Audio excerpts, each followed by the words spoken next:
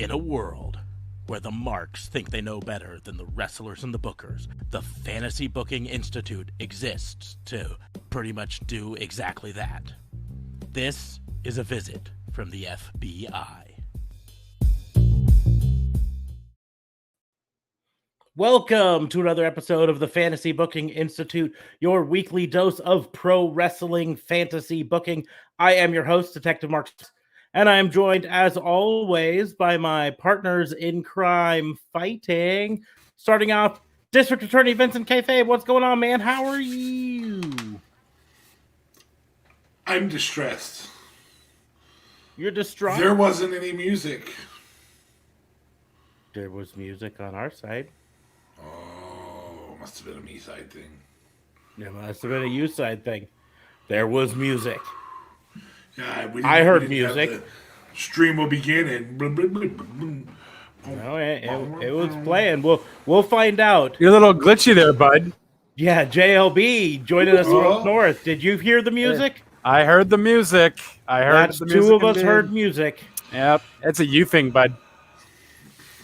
It's a me thing. That's all right. It is a you thing. Mario's It's not. fault. It's not me. It's you. All right, we're switching it up from the relationship. Yeah, regular breakup. Here's the hint to anyone who's never been through that. If they say it's not you, it's me, it's 100% you. It's It's you. 100%. It's you. It's Oh, you, you. 100% Yeah, it's you. you. No question, you. So we're just deciphering that. That's a little bit of relationship help from the Fantasy Booking Institute. So Here. We got this help is from one guy who's single, one guy who's and one guy who's married. So you're getting all sides here, ladies and gentlemen. mhm. Single, divorced, and married. Got them all. Yep. That being said, I It can was attest me. that I indeed got the "it's not you, it's me" conversation at one point, and so I know that from experience. I gave the "it's not you, it's me." I think we've all given it. Yeah. Nope. Always been on the receiving end, unfortunately.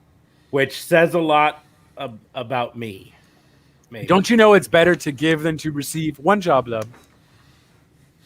But But his however, I defense, am the only one that's he's married. also the other one who's married. Yeah. So Valid point. Yeah.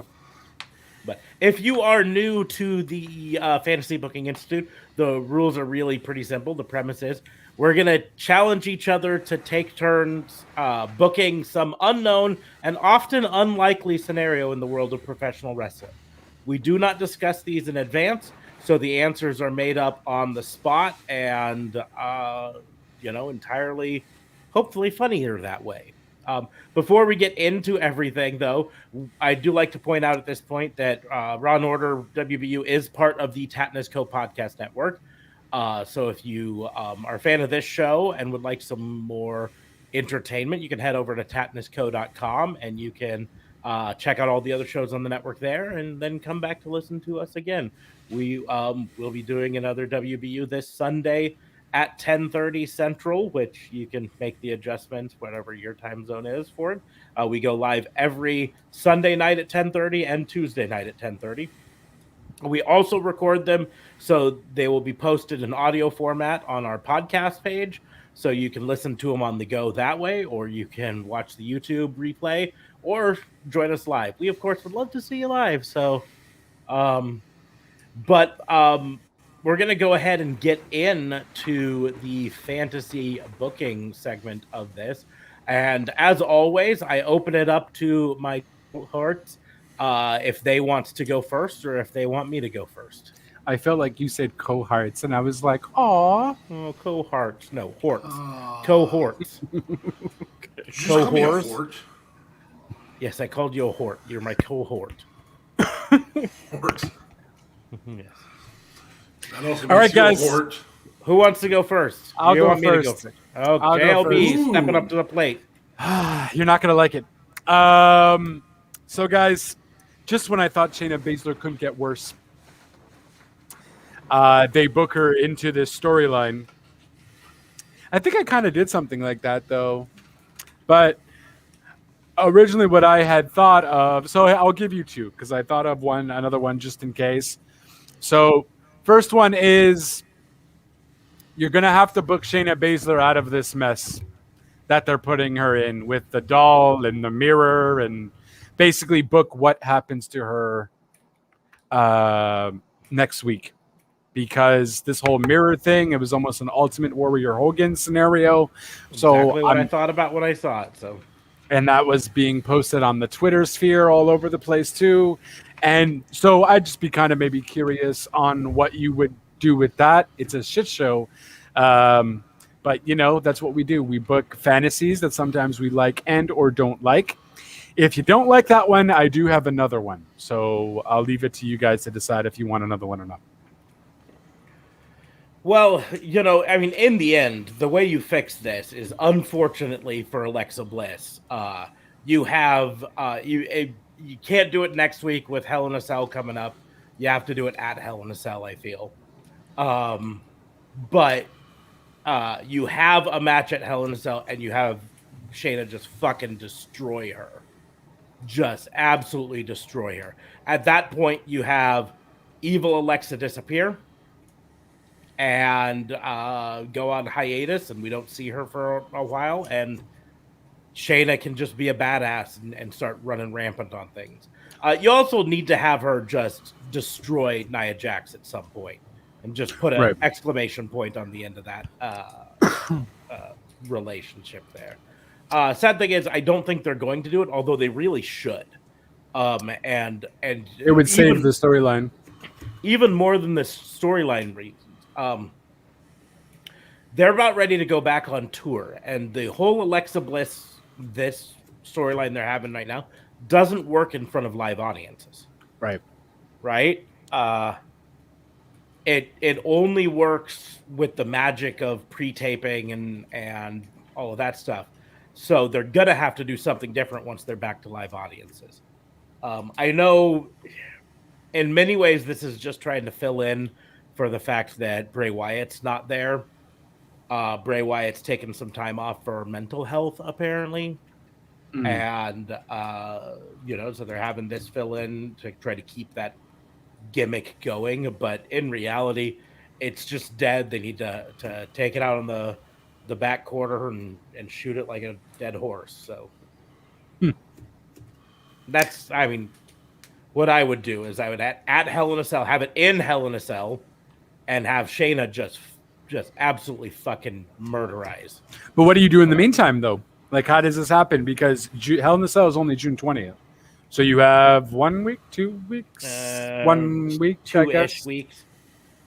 But you have one Raw, technically. No, you have 2 Raws, I think. Two Raws. Okay. But in the end, you just continue it on kind of the same way. About the only thing you can do is, in the end, have it be that Shayna was just pretending to be scared because she knew that would lure Alexa into doing the match. So you let Shayna be terrorized for a few more weeks, and then at Hell in a Cell, you just have fucking Baszler just like we're talking not ending with a Kirifuda clutch, but ending with Alexa Bliss can't stand and Shayna referee Baszler, stoppage. Not even referee stoppage. I'm saying and Alexa Bliss just fucking dead in the middle of the ring, and Shayna Baszler is able to just walk out of the ring. It is very much of WWE, though, to do referee stoppage. You would pay homage to the 2-year anniversary, between Bray and Seth. So I think that's fine. Might as well kill Hell in a Cell with the killing the gimmick too. So yeah, that's fair. Mr. Fabe, would you go a different route? How would you? I would.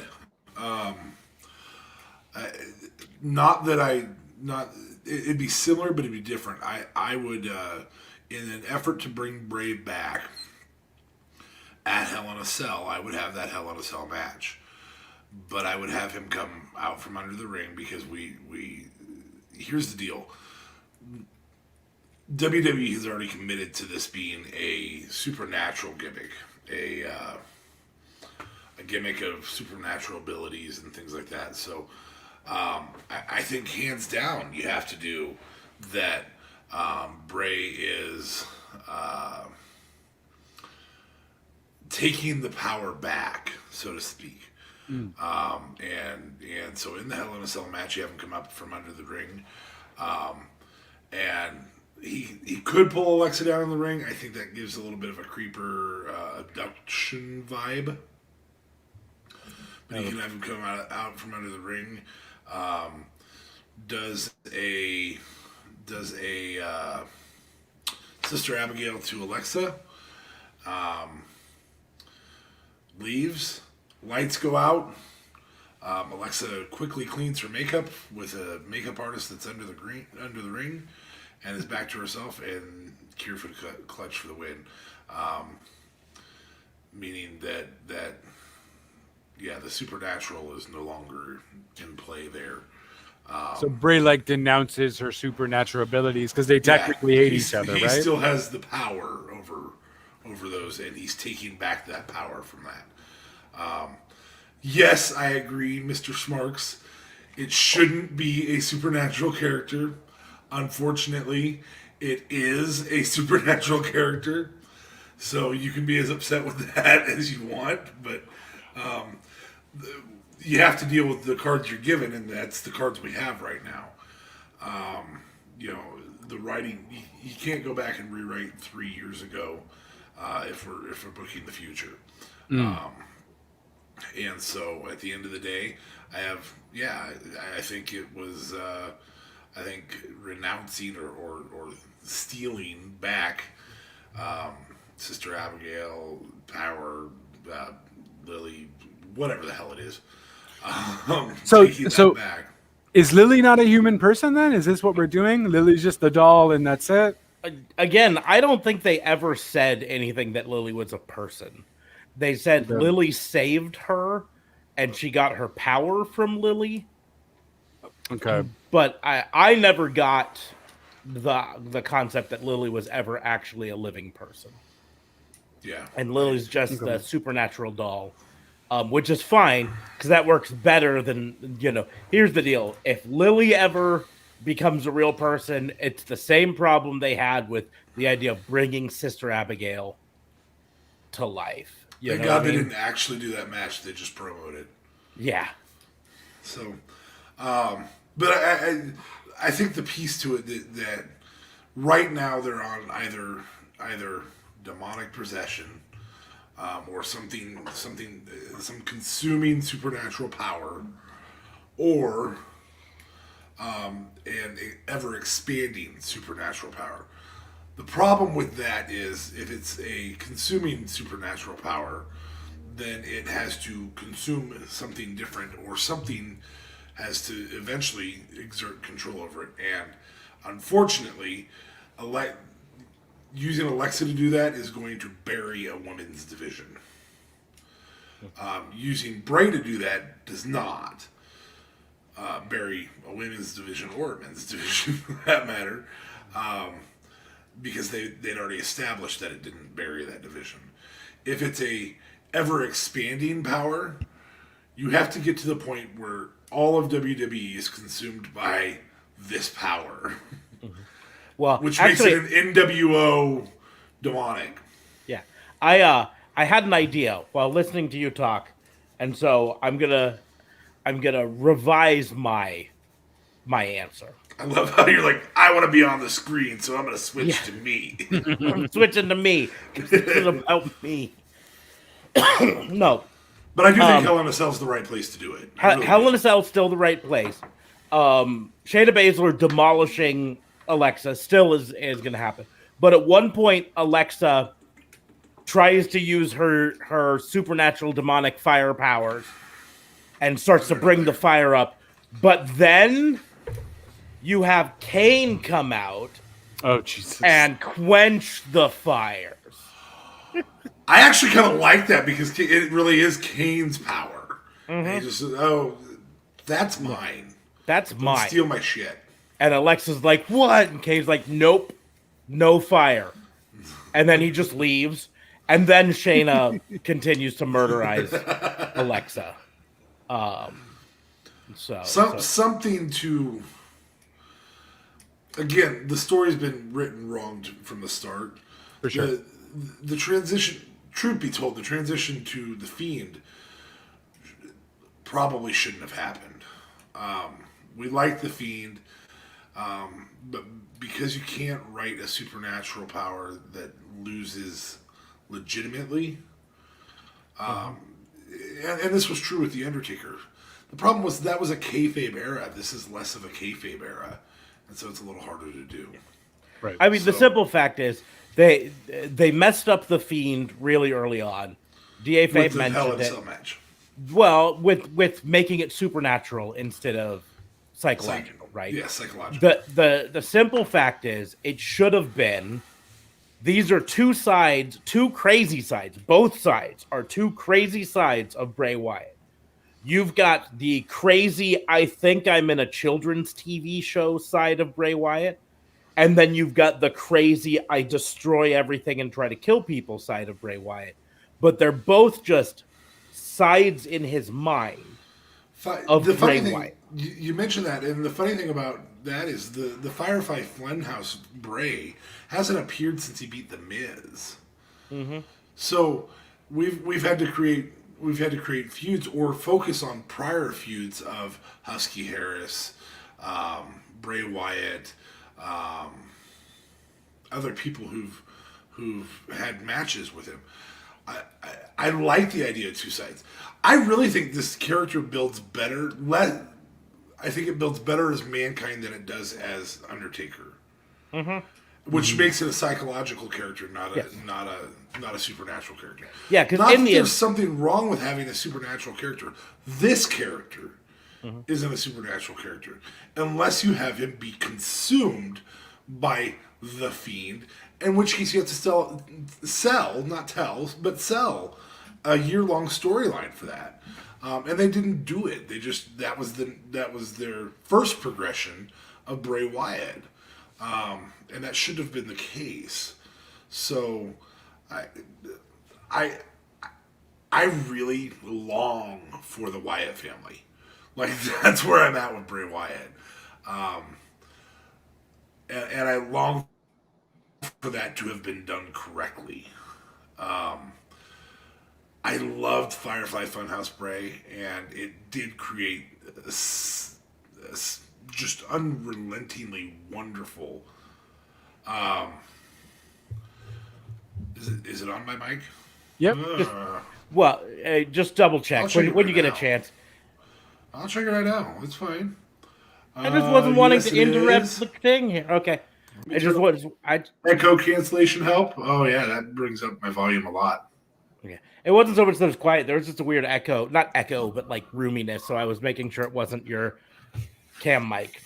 I didn't want to interrupt the thing. That's why I sent it as a message instead of No, saying it's it out okay. loud. It's Jeez, just you're breaking kayfabe here. it's just better to do it because I can't. I'm a guy and I can't multitask. So, And I'm a guy, and I was just saying, hey, do it when you get a chance when you're not talking anymore. yeah. Well, I'm going to keep talking because there's a right way to do this storyline. And then you have Shayna Baszler go on a. Sorry, I just had to do it.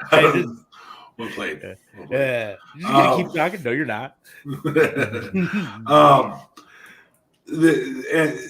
And then you legitimately have her go on a run. Shayna Baszler goes on a mad run. Alexa Bliss can take a little bit of time off and come back as Alexa Bliss and go, I got robbed. She can even have a depression storyline where she's sad that she's lost those abilities. That'd be cool. And maybe a reunification with Nikki when she gave Nikki some oomph. Now Nikki can give her some oomph back. Whatever, that works. But at the end of the day, Shayna Baszler has been incorrectly done since her call-up. Yeah. I mean, the moment they turned her into a biter, I'm sure Vince went, go out and bite her. And then he saw it and went, I can't believe she bit her. That's such a terrible decision. Here's the deal: if they continued on with the biting, it would. Yeah, have she been a did different good. story altogether. She did good at Elimination Chamber.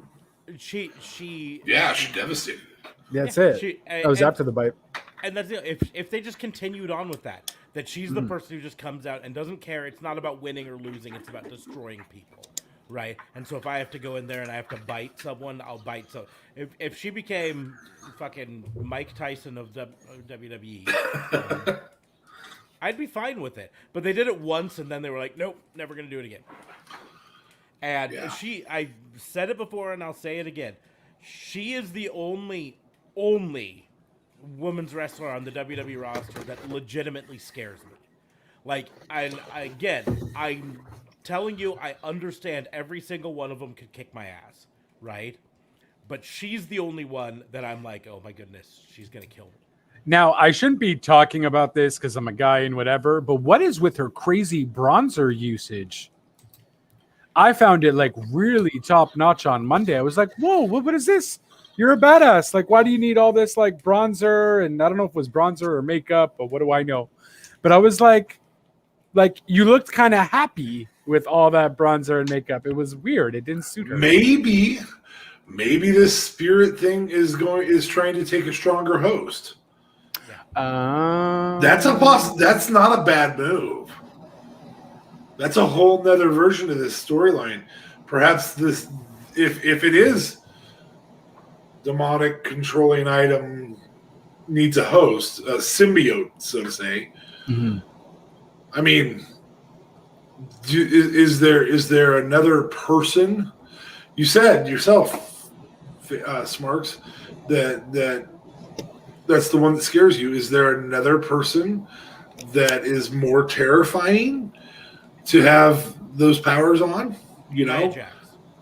Well, because she'd destroy careers at the same time. I'll show you botches.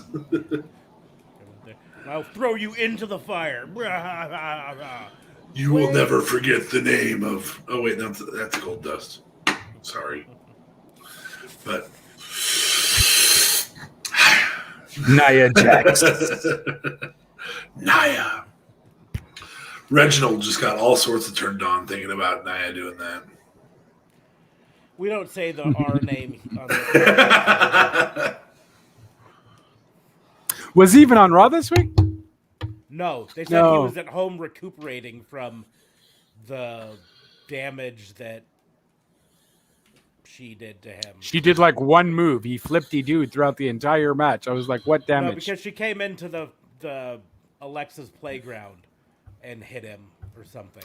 Oh, okay. Anyway, Sure. It's still stupid. Yep. It's dumb. But yeah, maybe that host thing is a thing because the lights went out. She screamed. Maybe the host, Lily, went deep inside her in a non-pornographic way. And and she's going to be like some kind of creepy thing. I don't know. We'll see. Side note, just because you said the non-pornographic thing, I heard one of the funniest things I've ever heard today, and this has nothing to do with professional wrestling. Last night I went over to a friend's house and helped them fix their dryer. And is that a metaphor? Well, hold on. I legitimately helped them fix their dryer. But one of my coworkers saw me in a town that I don't live in and said, oh my gosh, what were you doing in town? I said, I went to help a friend fix the dryer. And another coworker heard it and said, was she stuck in it?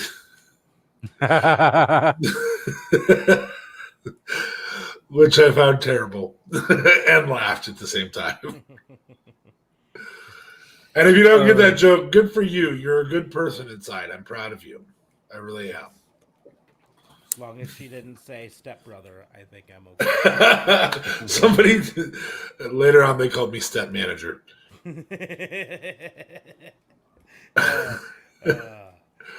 That's a good one. And if my wife's watching this down the road, I only know about this because they make fun of it on TikTok. Sorry, it's just too funny. But I don't. So very frequently WWE comes up with storylines that just don't have a logical conclusion. If you ever talk to writers who write fantastic novels or long stories or movies, they usually know where the movie is heading before they write the meat of the story. In fact, that's standard writing for any novel or movie, whatever. Is actually write End, beginning, meat. Yes. Right. In fact, write an outline of where it's supposed to go. J.K. Rowling very famously had like an entire binder that would cover her wall with the outline of where the story, not just for each book, but for the overall flow of the whole The whole overarching story, yeah. Went so. And then it's more malleable, and especially if you know where the destination is. Oh, apparently we pissed off JLB. Wow, he's just like I gotta pee. You mentioned J.K. Rowling. I'm fucking out. JK. So no, and so this, he's not even going to hear the booking. I think Alexa Bliss should win. This is perfect.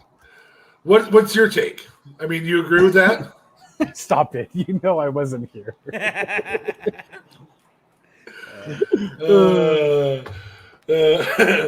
I said one of my foolish things. I said I think Alexa Bliss should win. Okay, hold on. Since we're going with foolish craziness, here's the thing. The host needs a perfect, or the symbiote needs a perfect host. And that perfect host has red hair instead of blonde hair. No, it's not Becky. Okay, I was thinking, don't you ever Marie this situation. Don't you dare. First of all, her hair is like blue or purple last time I saw it. Oh, No, she changed it? It's red again, no? She's gone through all sorts. It might be back to red, but if you like you watch her promos or her vignettes. Looking at you, JLB. I know. She shows off. You never forget it. Say it of, one time. Oh, way more than one time, but but so. Here's the twist on it. I am also going to do the Russo challenge answer for this one. We end up with a Lily on the pole match for control of the psychic nasty powers. So it's not in Hell in a Cell, it's Lily on a pole, and whoever gets to Lily first gets to use the supernatural powers flames to win the match. Don't say that. I could see that right up Vince's alley. And I mean McMahon, not necessarily Russo. Yes. Special Agent Russo would totally book it this way too, though. Wasn't that a Jarrett thing though? Wasn't Jarrett really involved with doing like, especially in the like late WCW days? Jarrett had done some, but Russo was the one who came along and was like, "Let's put Judy Bagwell on a pole. Let's put." It was a crane. But he's in no way, shape, or form related to. Yeah, but that's a different Russo. Special Agent Russo. This is Special Agent Russo. Because Special Agent Russo's name is Vance. Yeah, Vance Russo, legally distinct from former WCW and WWF writer Vince Russo. Yes. So Vance Russo also booked a Bagwell match.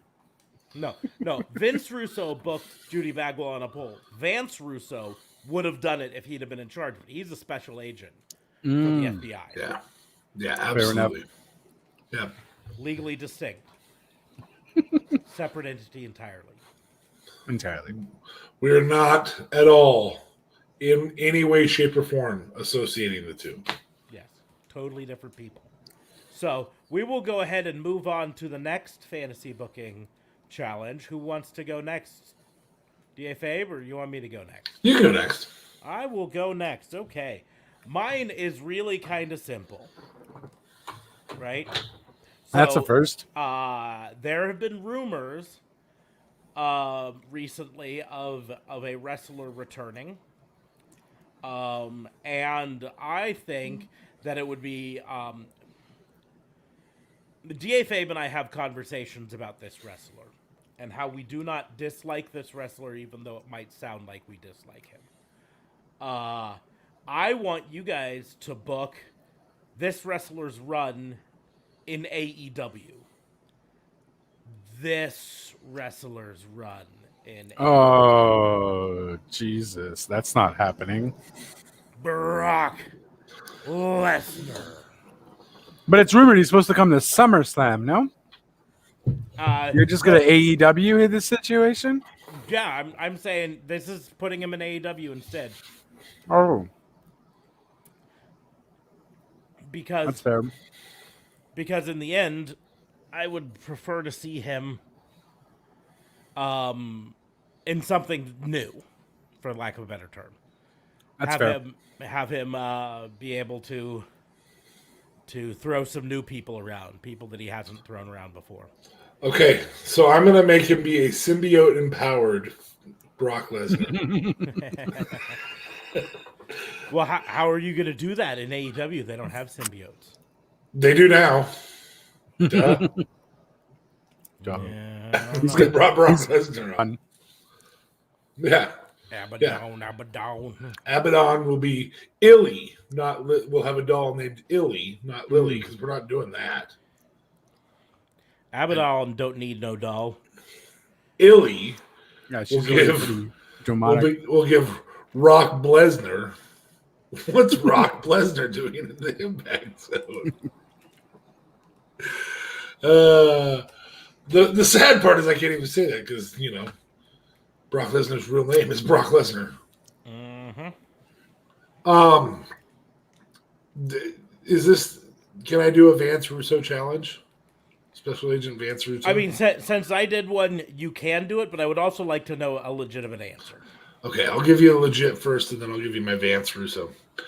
My legitimate answer is destroy everyone and leave. I mean, he comes on. He makes very quick work of, Jericho, Moxley. The difference being once he gets to Kenny Omega, he's obviously never faced that level of athleticism and showmanship and endurance and things like that. So he goes for the title, and actually wins. Because also Kenny Omega has never dealt with that level of power. That's fair. And Kenny Omega comes back and says, "But I want you in a death match." Oh no! And Don't Brock do this is to AEW. Brock is not prepared for a death match. He's been to birthday parties. I'm pretty sure he's prepared for the sparklers. No, I'm not talking that. I'm talking barbed wire death match. I know. Making a joke, La. Calm down. Yeah, Exploding it wasn't a funny death joke, match. La. All right, Nah. fine. It was funny. You guys just didn't get it. La. La. Blah. Anyway, and again, one of my biggest frustrations with professional wrestling right now is that we see 1 or 2 title changes a year, and I don't like it. Again, I lived in an era. I grew up loving. I will. I grew up in an era where I absolutely loved seeing the title go on Monday night to, I might have even tuned off of WCW to watch WWE and see Mrs. Foley's baby boy become the champion and then lose it 3 weeks later. And so I think whoever introduces that first with people we can actually believe are champions instead of just throwaway garbage matches, but people we can actually believe could win it. Couple clean wins, dirty wins that still come across as clean, like a chair shot behind the ref's back or something like that. Little Eddie Guerrero type stuff or things of that sort. I think whoever, and to me it seems so simple because the heyday of wrestling had titles move more than twice a year. Right. And maybe it's because they have so damn many titles now that they don't move them that fast. But AEW doesn't do it. They don't have that damn many titles. So, well, I mean, think that's AEW where I doesn't go. really. Yeah, but you're referring to AEW not changing their titles, no? I'm talking about professional wrestling as a whole. Yep. Does not move their titles nearly often enough. It's a fake sport. Have me believe that there are 6 people who are quality competitors. You know what I think of the NFL playoffs when it starts? I think there's 4 or 5 teams in those NFL playoffs that have no chance in hell of winning the Super Bowl, including the Giants the year they won the Super Bowl over the Patriots. So have me believe that there's genuine contenders all over the place. We shouldn't have different people win the Super Bowl because it lowers the prestige of the Super Bowl. Yeah, it's so stupid. It's the big title. You can have Jungle Boy pull off a dirty victory because then he's not just pure babyface. He's pure babyface who would do whatever it took to beat the heel, to beat the evil heel. I really hope Jungle Boy wins it. He won't, but I really hope he does. I don't disagree. But at the end of the day, those are the types of things that you can do. So when I'm talking about Brock Lesnar, yes, there's not a person on this planet who doesn't truthfully think that out of 6 billion, almost 7 billion people on this planet, Brock Lesnar is in the top 100, not 100,000, 100 most terrifying people on the planet to get in a one-on-one fight with. For sure. I mean, I would venture to guess Conor McGregor says that Brock Lesnar makes him nervous. He'd fight him. He'd be done. He'd do more than I would because I'd look at him and be like, "You're Brock Lesnar, and I don't want to die." You know, and I'm 6'4", 300 plus pounds, former athlete, not current athlete, as referenced by my breasticles. But I prefer moves. Moves. We can go with moves. Whatever you want to choose to call them. You know, at the end of the day, Brock Lesnar's that intimidating, that powerful. So it does lend credence to other people. It also lends credence to he can't handle a barbed wire death match because his tolerance for pain isn't as strong. And I think he would be okay with saying, you know what, I'll only do one of those. But if you told him beforehand, I don't know that he'd sign it. Right. So but he might maybe do it just because, hey, I've never been in one. Yeah, might be something to check off his bucket list. It's very possible. And Kenny Omega is the perfect guy to beat him in one.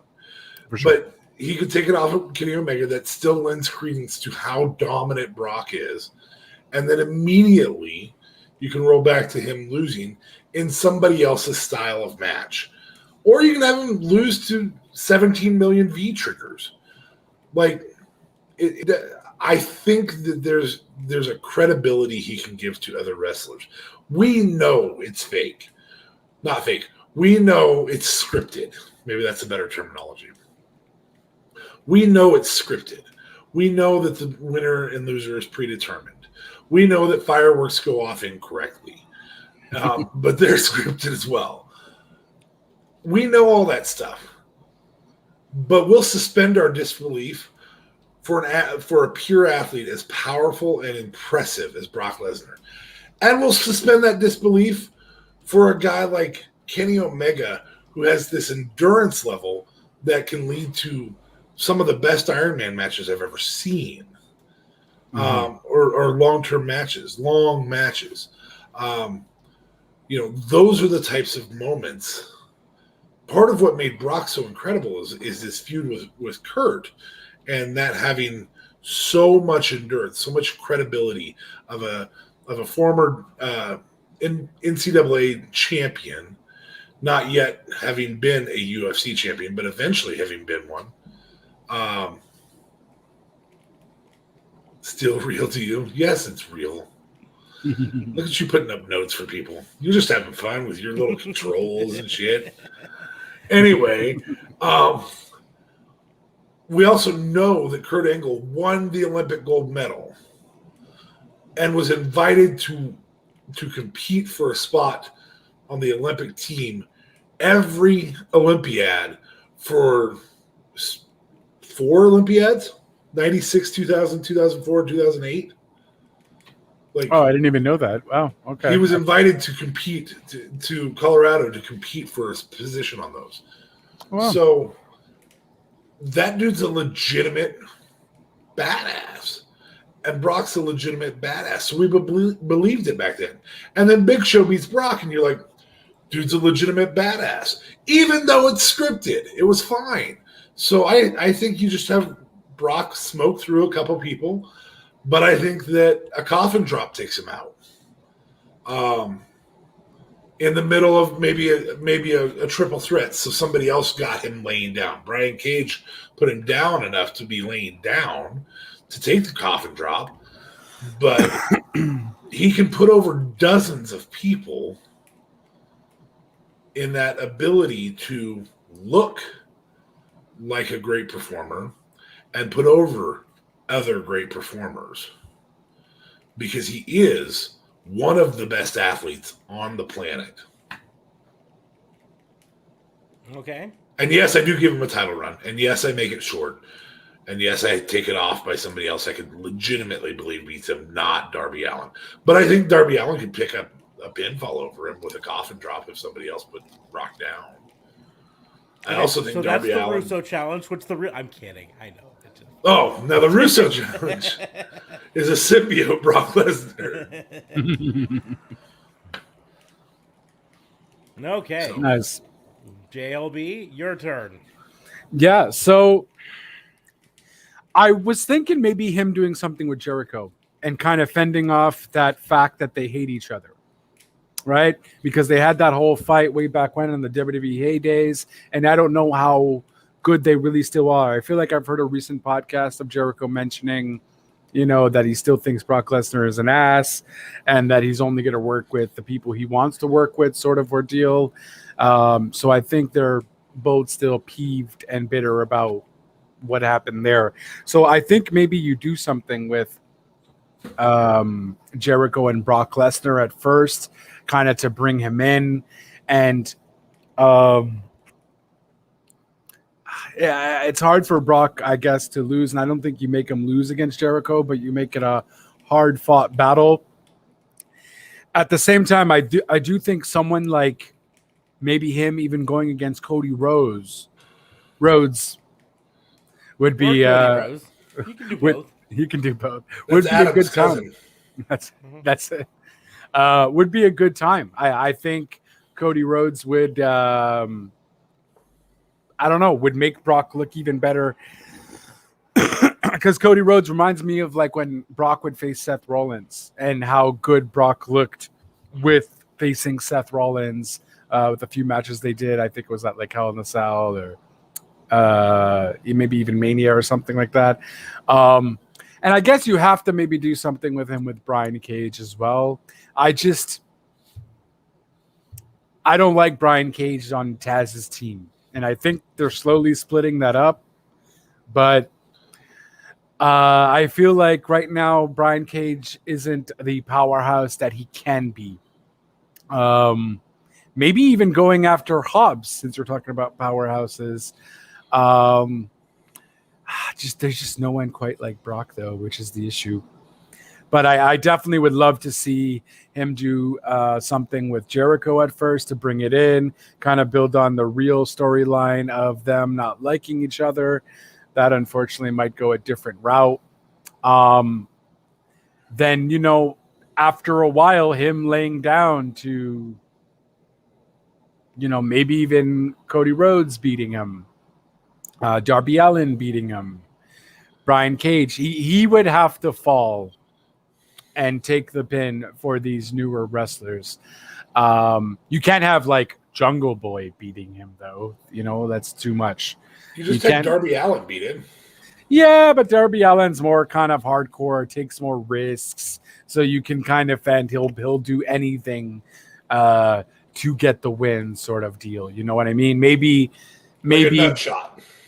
Yeah, like just a nut job. He'll do whatever it takes. Whereas Jungle Boy is kind of like, I'll play by the rules. I'll do a little flippy-doodles, but I'm going to play by the rules, and I feel like Jungle Boy would just be intimidated. Darby Allin is just go 100. Jungle Boy's not going to be zone. intimidated. He was raised by monkeys. Yeah, but Brock's a big-ass ape, man. He's one of those mean King Kong-looking, I'm going to destroy type motherfuckers. And when those monkeys see that kind of big ape, you go the other way. You don't try to calm him down. So, yeah, I don't know. I just really would love to see him do something with Jericho, though. I think that would be fun. Problem is Brock can't talk, so that's why you have someone like Jericho. Maybe MJF brings Brock in, kind of thing, to continue the feud between those two. And now that's kind of, or even Wardlow. Brock and Wardlow might be a fun time as a big hoss match. Wardlow's pretty good in the ring when he, I guess, wants to be, or when he wrestles. He doesn't wrestle all that much, but he's pretty impressive in the ring. So maybe him and Brock can be a fun little matchup. So there's stuff to happen, but I don't think you make him a monstrous thing for like a year. I think maybe you make him powerful for 2-3 months. He beats Jericho, and then he just goes on a losing spree. You don't make him your champion, because then you'll also just get the Twitter trolls, the Twitter sphere saying, "Oh well, you got the WWE rejects." Yeah, I'm sorry. The Twitter sphere can shut its mouth on certain things. For sure. If you listen like Sunday, we spent like 2 hours on this just a few days ago. That's why I mentioned. I know, but I remember hearing that part when I was listening to it at work, and I was like, "Oh, okay, yeah, understandable." I knew you guys were going to go that route. By the way, apologies for that. I crashed out. It was also hot that day, and I said, "You know what? If I'm going to make it to this podcast, I'm going to have to bring the camera to the living room and get this done." So, yeah, but you don't make Brock your top guy. You don't do it. You definitely make him lose against Kenny. You don't make him win the TNT. You just make him have decent matches and build up your Darbys and Hobbs and Cages. He's not your go-to guy. He's not going to be the face of your company at all. So I don't know why Brock would do it, but maybe Brock has a faint of heart, and Tony Khan does throw a lot of money his way to say, "Hey, shut up and take my money and do what I say." Yeah, no, I agree. It's probably very unlikely to ever happen, especially with the news this week that came out that there's a hard line in the sand for AEW that they do not give creative control to wrestlers. Like Tony Khan says, yeah, I'll let you have input, but if I decide it's the best thing for you to lose, then you're going to lose. That was apparently one of the sticking points with El Idolo coming in. Andrade. He wanted full creative control. That's why he didn't come in a month ago. And it took a while for Tony Khan to reach an agreement with him where he's like, "Listen, I'm not going to give you 100% creative control over wins and losses. That's not going to happen." Right. But here's the deal. I'll let you be the star that you are. I will give you input on the matches. And if you can convince me that it's in the best interest of the storyline for you to not lose, then that's one thing. And that's why Brock Lesnar probably will never come to AEW, because Brock Lesnar loves the idea of saying, "Nope, not going to lose that match." Right. Yeah, to quote another person who reportedly had that same creative control, "Yeah, that doesn't work for me, brother."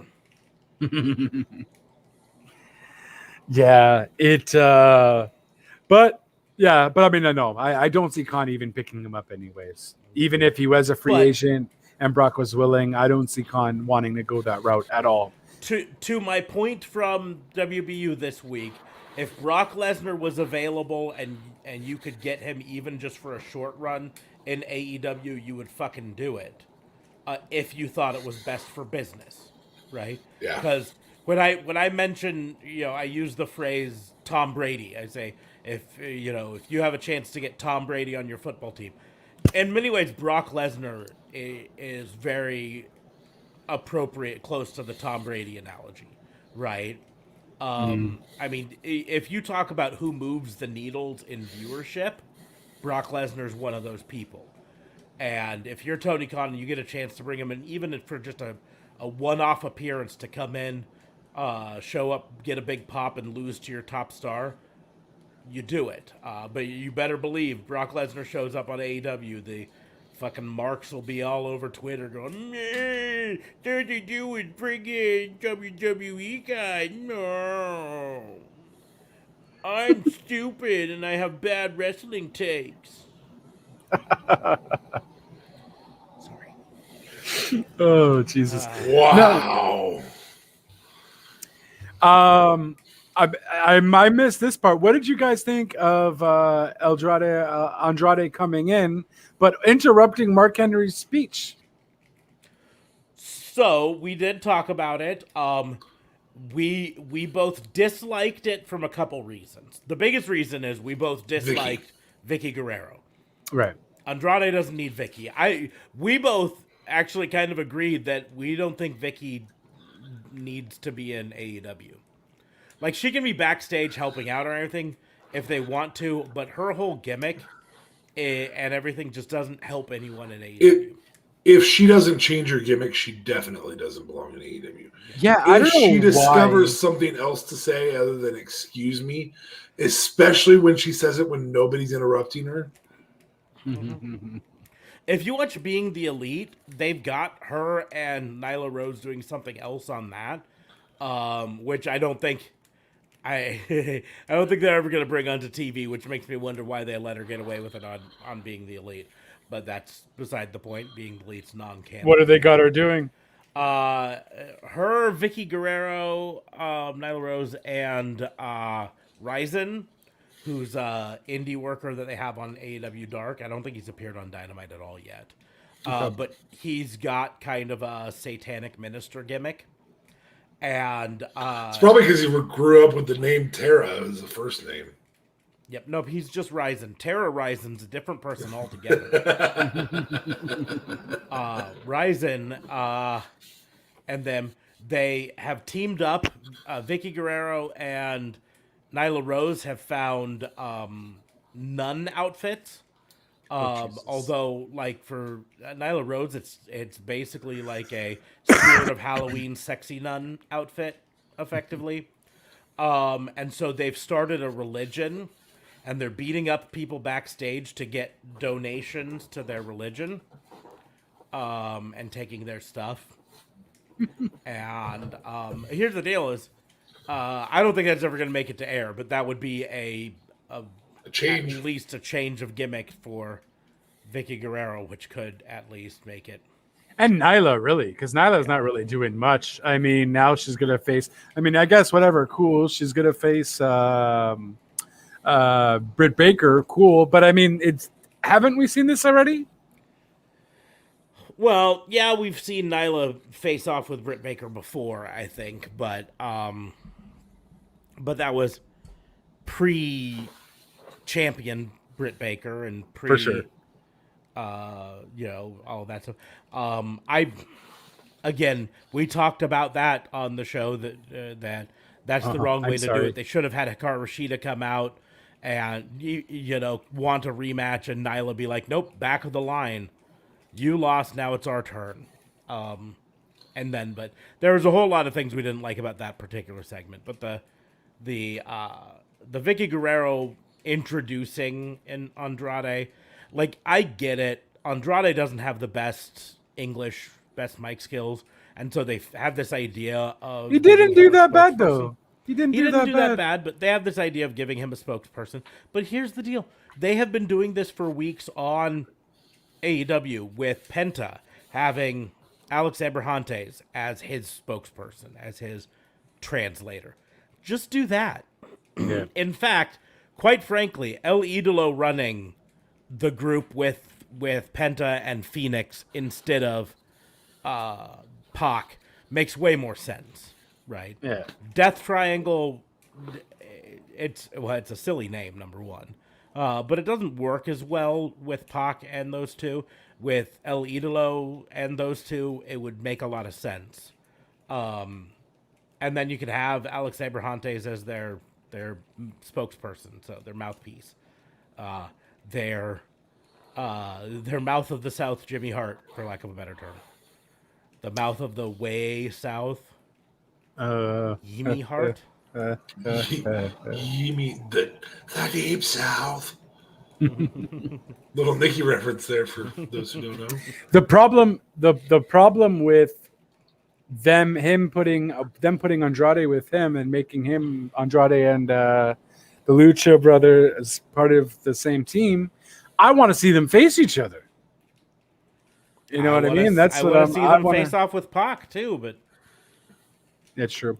That's valid. Triangle of Death. yeah.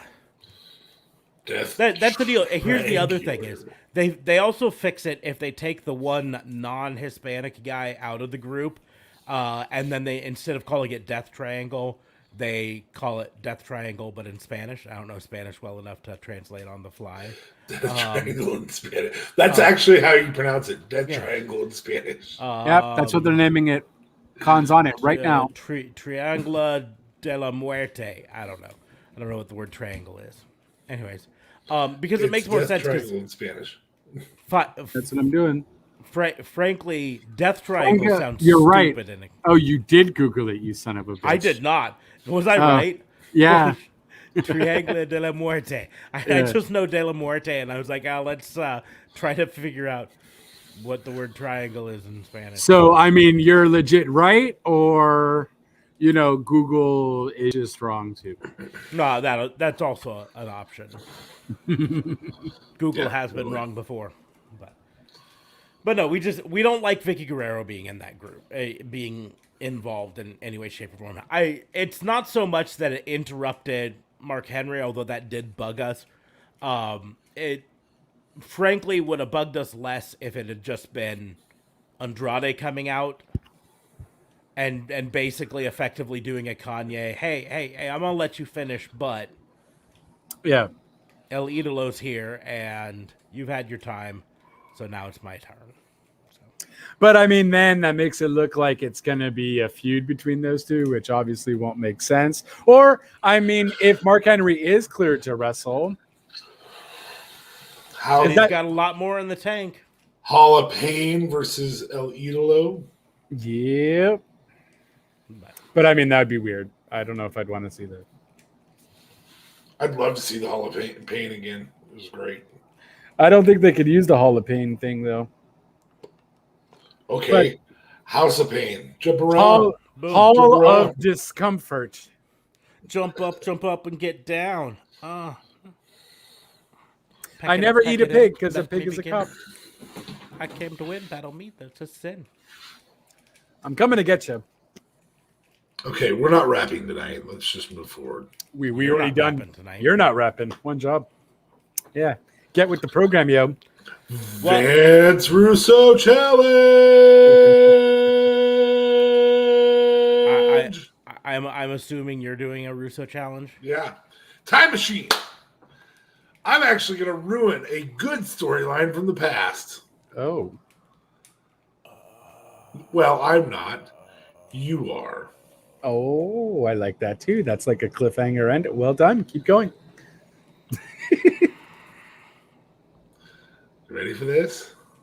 I think scared.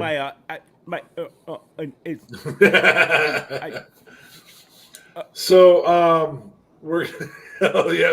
He's frozen. The guy who's hosting it is frozen. The rest of us are still in.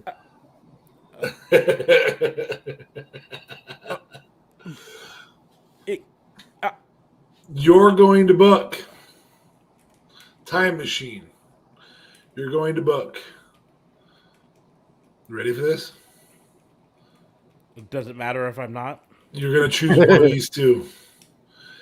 Each of you has to book one of them.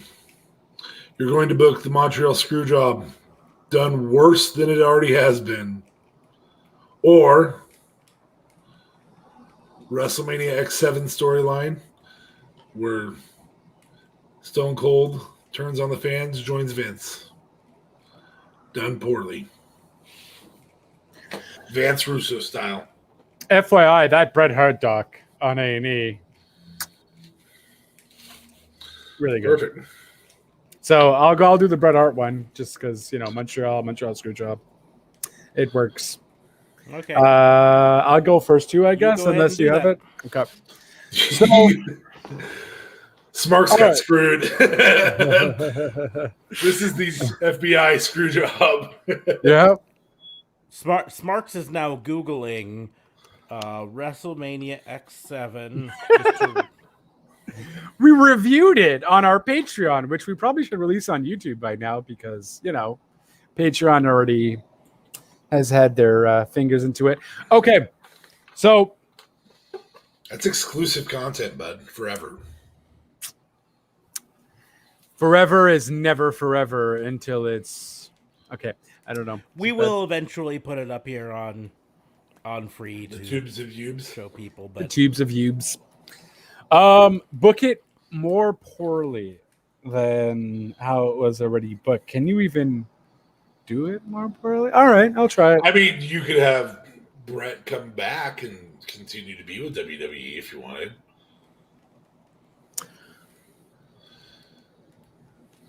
You could have.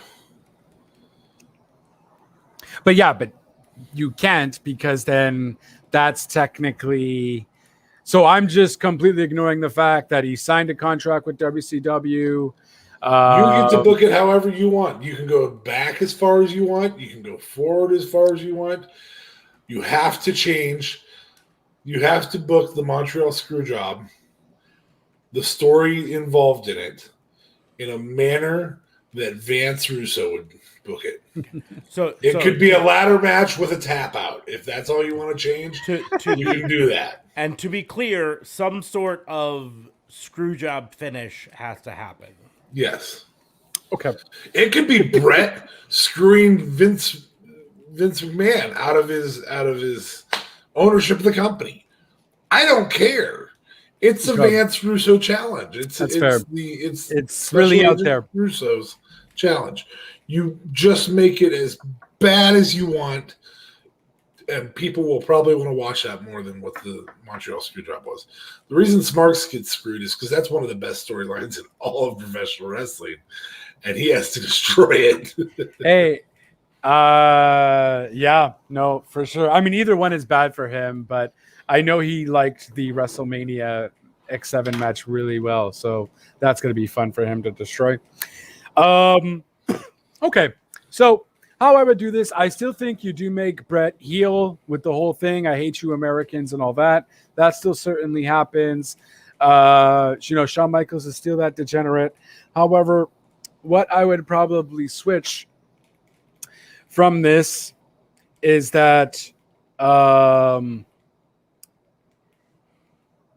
they do a match, but they literally are doing a flag U.S. And Canadian flag match. I don't know how. I guess you maybe do ladders too lame. Maybe a steel cage match. So you have a steel cage match happening at Survivor Series, and winner who climbs up and gets their flag wins. Now, this is happening, and Bret Hart still has creative control. Okay, but Vance Russo was booking, so watch out. Now, so they're doing the match. Bret Hart climbs up to the top of Bret Hart locks Shawn Michaels in the sharpshooter. Oh my God. Shawn Michaels taps out. He's out. Hebner's checking on him. He's not getting up. Bret Hart climbs up the cage. He's climbing. He's about to take the flag off of the cage, and then lights go black. Okay? So we don't see technically Bret Hart taking it off. And you're like, what's going on? And then the lights go back on, and all you see is Bret Hart in the middle of the ring, all bloodied up, with the flag on the ground, on his body, and Shawn Michaels standing above him, raising the American flag and waving it around once the lights are back on. And how fucked up would that be in Canada, in Montreal, on his last matchup? Because he's still going. Vance Russo, excuse me, then comes out, hands Shawn Michaels the championship, and spits in the face of Bret Hart. And I think that is kind of an even worst screw job ever, because Bret thought he was actually going to win. He was going to pick the flag and he was going to just give it up on Monday Night Raw, sort of ordeal. But you literally make it, there's no other Vance Russo way to do it, but make it a whole theatrical show. It's not just Vince was soft the way that he did it, technically, by ringing the bell and that's it. No. Vance Russo has to make it a spectacle. And what is Bret Hart? How come Bret Hart is on the ground bleeding? Because Shawn Michaels literally got him up. And well, we don't know what happened, right? That's the whole thing. But in the Wrestling with Shadows, in the new Wrestling with Shadows, when Bret was being recorded, we find out that Shawn Michaels legitimately attacked him and power bombed him off the cage, and he was legit passed out. And yeah, I think that's a very Vance Russo thing to do. And I wouldn't probably be watching WWE right now if that type of screw job happened. But that does also kind of sound amazing at the same time, because that would be an epic screw job. And that's how I'm doing it. Okay. I'd probably change that a little bit. I in all likelihood, I would probably have just Bret's flag not be removable. Yeah, I was gonna say that's a little too nuanced for Vance Russo. He doesn't do nuance very well. Well, and I mean, you'd have to like tase Bret at that juncture to get him. Not that that's past Vance Russo. Mm-hmm. I mean, that's how Goldberg lost. That's the way I would do it. Instead of having the lights go out and you don't know what happens, I would have he's climbing up, Triple H gets up and has a stun gun and just tases him, and the referee is just standing there like, I don't know, and he looks over it at Vance Russo, and Vance Russo's like, you saw nothing. Wait, let me see. You saw nothing, bro. And then tases him again, and then climbs up and gets the win that way. That might be the way I would have done it for that.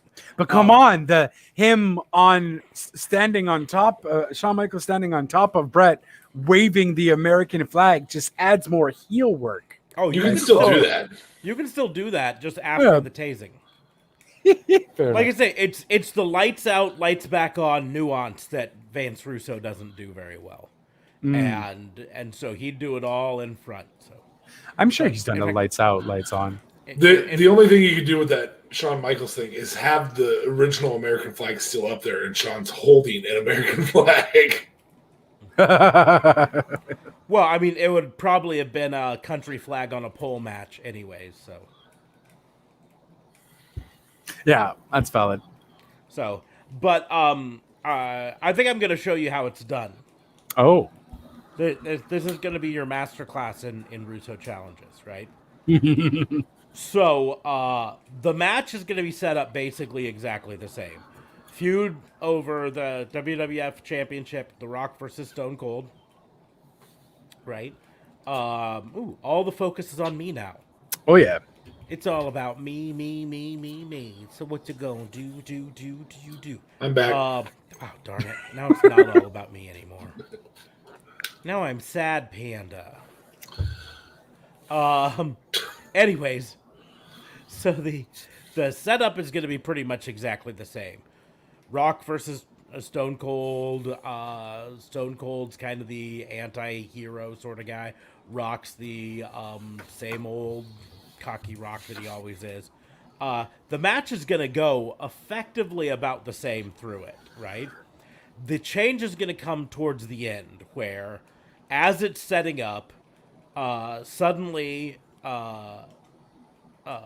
Vince McMahon and Vance Russo come down to ringside.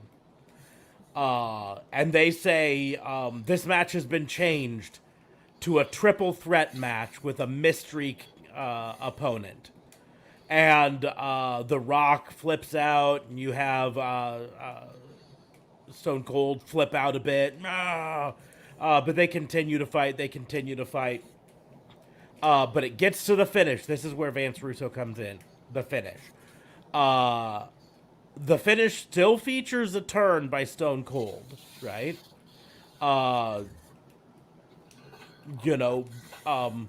Even having the steel chair handed in, at this point they don't have to make an excuse because now that it's a triple threat, there's no DQ. Got you. I like it. Yep. Okay. So the steel chair, but you make this a little bit ambiguous this time. It's this Vince McMahon has the steel chair and he puts it on the ring and slides it in. You don't know who he's sliding it to, right? And Stone Cold picks it up and clocks The Rock with it, and then hits him a couple of more times. And then the mystery opponent shows up, and it's Hollywood superstar Nicolas Cage. Oh, comes into Jesus the ring. Christ. Oh, it just got really bad. Oh. And Stone Cold then points to a lifeless Rock on the ground, and Nicolas Cage walks over and covers the Rock for the 1, 2, 3. Your new WWF champion, Hollywood superstar Nicolas Cage. I feel like you did that because of my level of disdain for Nicolas Cage being called a A-lister when he's in fact a C-lister. See, you say that. I didn't do that because of that. I did that because I pulled up the list of the top 100 grossing actors from 2001, and I went down it until I saw someone that made me go, yes. And Nicolas Cage was 22 in 2001. Number 1 was Julia Roberts, and I thought about it because that would be a cool swerve, and maybe something that Vance Russo would do. But I was like, nah. And I was like, Bruce Willis, nah. That actually makes too much sense because he was an action superstar at the time. Robert De Niro, maybe. Eddie Murphy, maybe. Then I was like, George Clooney, nah. Brad Pitt, nah. Denzel, nah. Angelina Jolie, nah. Denzel would have been great. I got to Ben Stiller, and I said, ooh, Ben Stiller. Ben Stiller's a maybe. Billy Crystal was also a maybe, which also shocked me that Billy Crystal was number 10 in Hollywood grossing in 2001. That was Analyze This or That. One of those two must have come out that year. Yeah. It made But that then I much got- money, though? Jesus. Yeah. Well, I don't know. De Niro and him were both in the top 10, and I think Analyze This was pretty high. Okay. But I mean, Billy Crystal was definitely a big star at one point. I just didn't think it continued into the 2000s. But I thought briefly about Jim Carrey. Alrighty then. I thought that would be, but in reality, all of these people were too big of legitimate stars, and that's when I saw at number 22, I was like, Nicolas Cage. That's the star. That's the one right there. And then we would have gotten months of Nicolas Cage walking around. Oh my gosh, you leave it on him for a while? Oh yeah, because here's the deal. Now he's got Stone Cold as the enforcer. Stone Cold helps him win all the matches, right? He's got the power of the corporation behind him, and Stone Cold as the enforcer, as the muscle. Yeah. And he just holds on to that belt for a while as WWF champion. Comes out on the regular with the belt over his shoulder, carries it to movie premieres. You know, I wish we'd have paid for the rights to a movie right now so we could just pop up with him, What character in one of Let's his go. movie roles does Nicolas Cage play? Is he Con Air Nicolas Cage? Is he Lord of War Nicolas Cage? Is he Face Off, Nicolas Cage. He's Don't you Wicker dare say Man's his name. Nicolas He's Cage. a Wicker Man. Raising Arizona Nicolas Cage. Ooh, that would work. When did the first National Treasure come out? Oh, Jesus. Oh my gosh. Oh. Oh. They just 2001. don't know. I have this map of how to get the WWE title. Oh, my God. That works.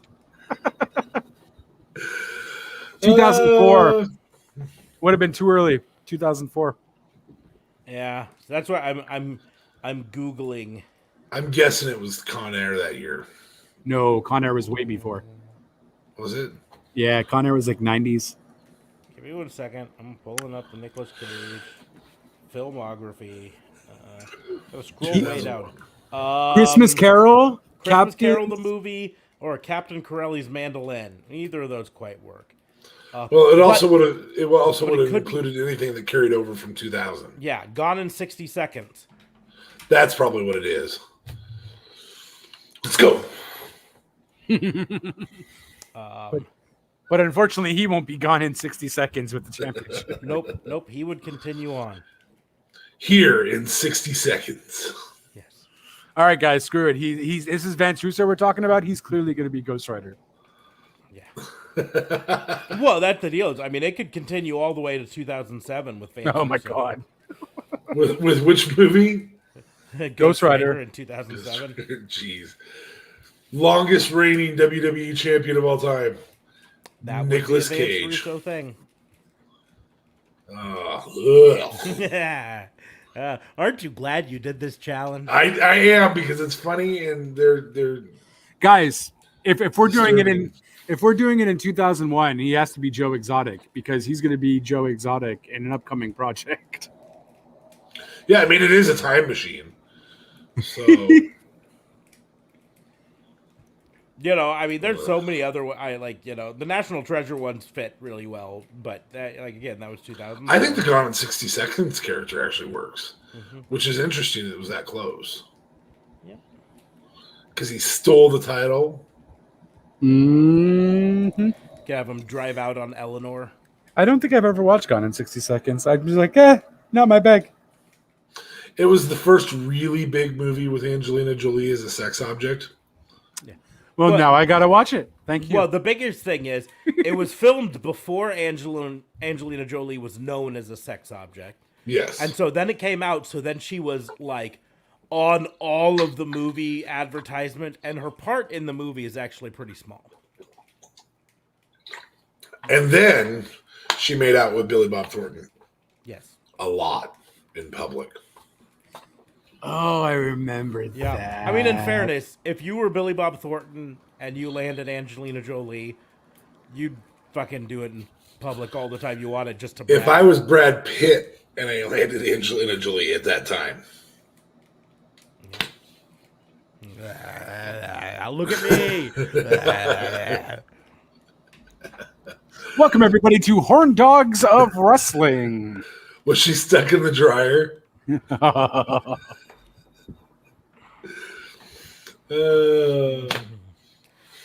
So that's how I would do it. That's, Truth be told, if I was John Voight, no, that's too far. That's too far. That's too far.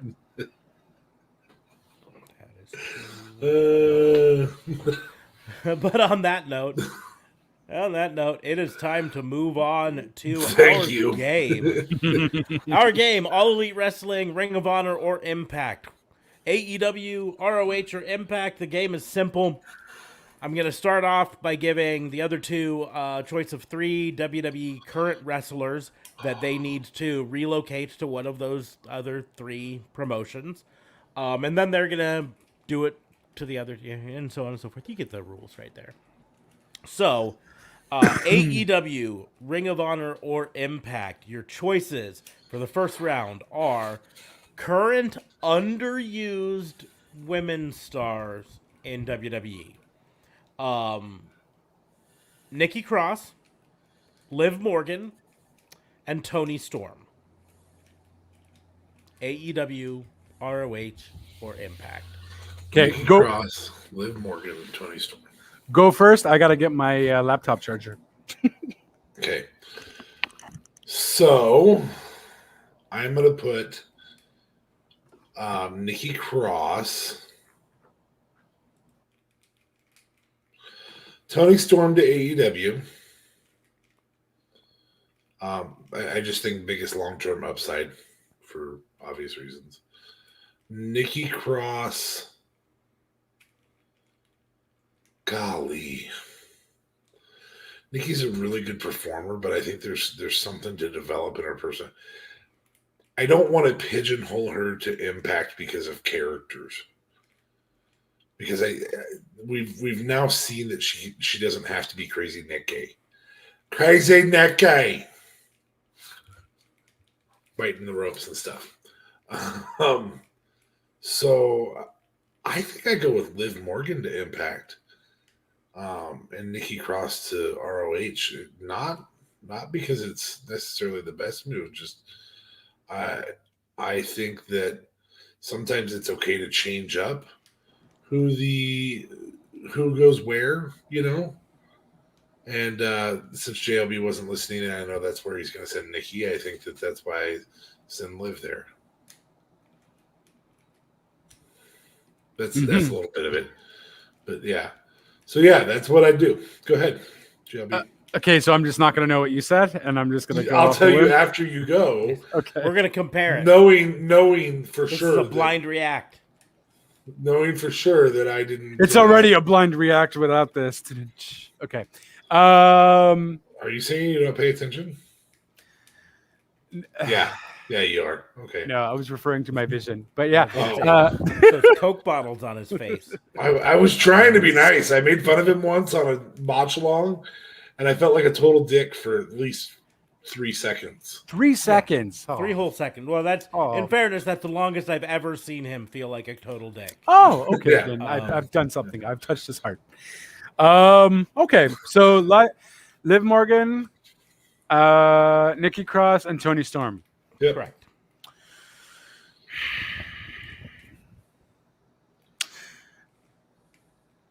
So I feel like you bring Nikki Cross to AE Dubs. Tony Storm would fit well in Impact. But Yeah. But Tony Storm, no. Liv Morgan at AE Dubs. She has so much to offer. She's young. But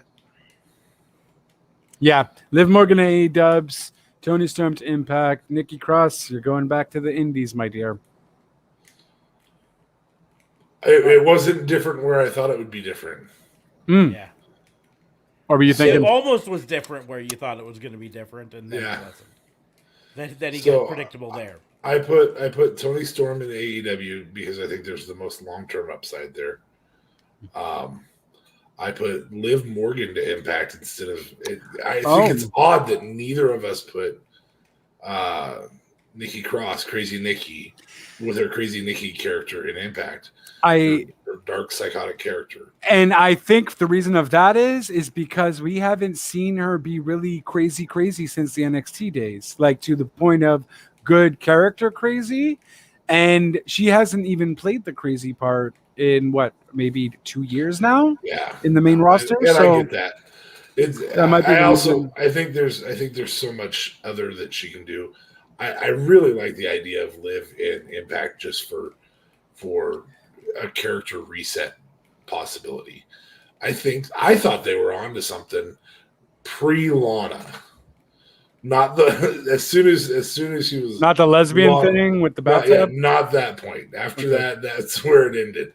But when they were, hey, you're rediscovering, because it is who she is online. She's rediscovering who she is. Right. That's literally her Twitter character now.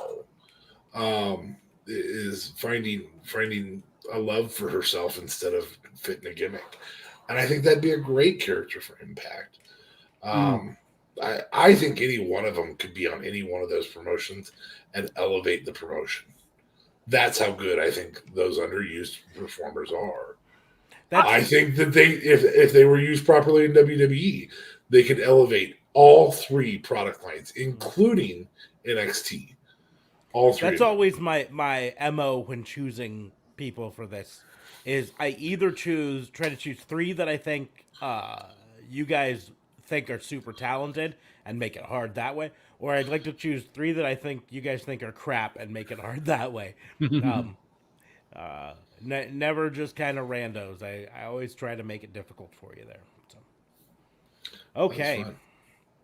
I also think Liv Morgan is way more creative than we know that she is. I feel like, I don't know, I get this vibe with her that she's so many ideas, but none of them come to fruition because they shut them all down. I don't know if that's based off her Twitter, like how she is on Twitter kind of thing, but I feel like she has so much to offer the wrestling business, and she's just not given the opportunity in WWE. Well, I mean, I think you hit the nail right on their head. There is, she's never given the opportunity to live her creativity there, or to live it, Yeah, she doesn't live it either. And I think some of that is we've mentioned this with Alexa Bliss before, but she was not a professional wrestler before WWE. She was a competitive cheerleader and a model and worked at a Hooters for a while. Ooh. So then she came to tryouts at WWE and signed a contract and went straight to NXT. So unlike a lot of these others, Nikki Cross and Toni Storm, to be precise in this case, she doesn't have experience outside the WWE fold, right? Where WWE is very regimented, and every choice has to go through approvals and all of this stuff and workshopping backstage, and then if they decide to go through with it, then you shoot a bunch of vignettes. And then it finally hits the air. And then you might not get to the air. You might get your whole thing changed last minute because they decide you have to be a lesbian who is in love with Lana. What is she doing now? Because now she's on SmackDown. She's on SmackDown, but we don't fucking know because her tag team partner just got shit canned. No, but she was doing something already. I think she already showed up with her tag team partner. Yeah, she was in the middle of runs at the tag belt. With her tag partner, like they were legitimately with who? With Ruby? Ruby, yeah. On SmackDown? Well, until Ruby got fired, and then. No, but she went to SmackDown on her own. No, Ruby was there with her. Oh, snap! Okay, damn. Poor Liv Morgan. She apparently showed up last week on SmackDown and lost to Carmella. Oh yes, that's what I was referring to. But that was legitimately, that was 2 days after her tag partner was released because they don't know what to do with her. Because she literally challenged for the tag team titles at night 1 of WrestleMania 37 with Ruby Riott. Right. So, just a few months ago, she was tag teaming, challenging for the title, and then they shit can her tag partner, and then they're like, oh, and by the way, you're gonna go lose to Carmella. And that match was so quick. I'm like, I see Liv Morgan come out, and I'm like, okay, I'm gonna go check the hockey game. I see for 2 seconds, I come back, the match is over. I'm like, what happened? And here's I'm not saying there's anything wrong with losing to Carmella because I think Carmella's a very talented performer and all that stuff. It's just make it a decent match. Don't make it a squash. Don't know what to do with Liv Morgan right now. She's really decent in the ring though. Like she's not. I mean, at least they didn't, have her come back and shoot a whole bunch of vignettes over a gimmick change, and then she comes back and she attacks someone who's trying to win the women's title. and she hits them with her finisher, and saves the women's title for whoever's currently, and setting up a feud between her and the challenger, and then gets fired the week later. That's Aleister Black. That's what they did to Aleister Black. Yep. Ouch. I hope his wife didn't sign on. Like I said, hope there was never any official reports that she signed. I think a lot of people blew some things out of proportion because they said she wasn't the official streaming the official anymore. words. Well, the official words that all of the insiders reported was Zelina Vega was at the Performance Center and quote, she wasn't just there for a visit. And Right. everyone took that to mean that she'd signed a contract. But in reality, she could have been there, not for a visit because she was signing legal paperwork rated on her trying to get her name, her trademark name, Zelina Vega, access to that if she wanted to. Or it could have been something else altogether. It could have been her there, not for a visit to her husband, but to help him with something there. I mean, there's lots of things that could have been there that weren't visits. You know what I mean? So are you thinking the dirt sheets wouldn't have known what it was, and they're just saying, "Oh, we know it just wasn't for a visit," or I'm saying the dirt sheets might not have known exactly what it was, but the fact that they were told she wasn't just there for a visit means that, She brought everybody finger sandwiches. yeah, she brought donuts. I thought everyone would like some donuts. These are keto donuts. hot diggity damn? Keto donuts really doesn't sound like it makes a lot of sense. I mean, is it like a donut shaped steak? It's cheese. Is what it is. It's just fried cheese. Fried cheese. It's, In a circle. In a Philly- circle. it's a Philly circle- cheesesteak Circle. donuts. It's a circle of fried cheese that's covered with stevia. It sounds horrible. It sounds absolutely hideous. I'm sorry I even said it. That is an unholy concoction that does not deserve to be uttered on this plane. No. So who's up next? I'll go. Okay. Makes it easier for me. I don't have to change the screen. So I do what I can. Okay, so we're gonna go with people who were fired recently. We're gonna go with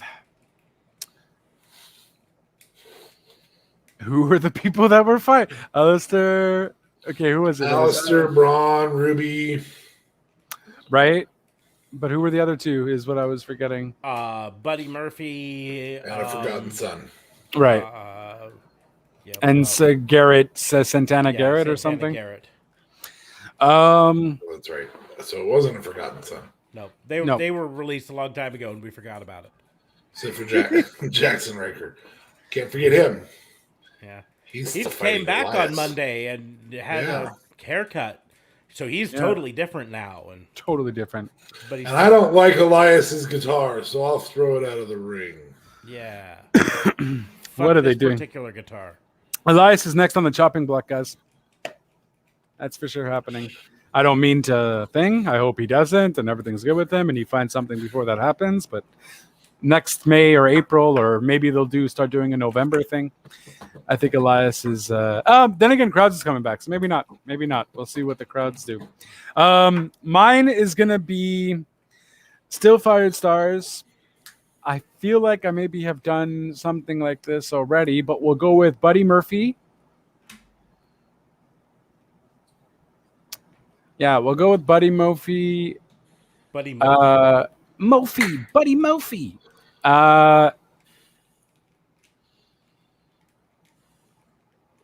Ooh. Okay. Just release stars, not necessarily recently fired. Buddy Murphy, Daniel Bryan, and I'm talking like full contract, whole shindig, not, we'll only go there for a few moments. So Buddy Murphy, Daniel Bryan, and let's go with Braun. Let's just put Braun in there.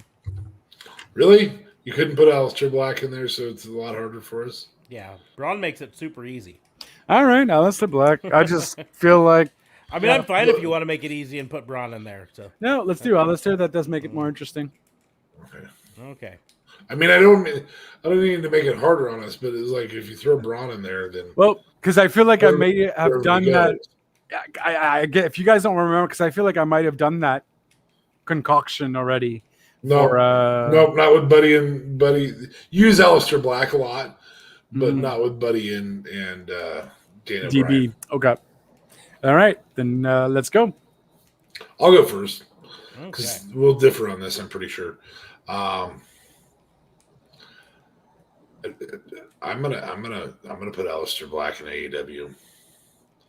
I think the long term upside is significantly higher. I think the Black Mass as a move is enough to take out. Is highly believable in its ability to take out anybody at any given time. Yes, I love the idea that Daniel Bryan can put on a great match, a barn burner of a match. But I think that there's something to be said for the concept of a true finisher that is as close to, in terms of its believability of devastation, probably more believable in terms of devastation than the one-winged angel, and it kind of has to be telegraphed because it's a roundhouse, so it's a long trip bringing that foot around. So that's why I'm going to put him there. I'm going to put Buddy Murphy in Impact. I have a text message from JLB. No. You don't need to look at it. You don't need to look. Okay, I was just going to go look at it, but no. No, we know you and your multitasking ways. No. Yeah. Look at it afterwards. It's not important. What's it a picture of? Oh my god. No, Buddy Murphy to Impact. We've seen Buddy Murphy's ability to put on great matches. Yes, Roman is an above average wrestler. Buddy Murphy made him look like a barn burner. That very short lived 2-3 week feud was one of the best feuds Roman had at the time when Roman was very, very face.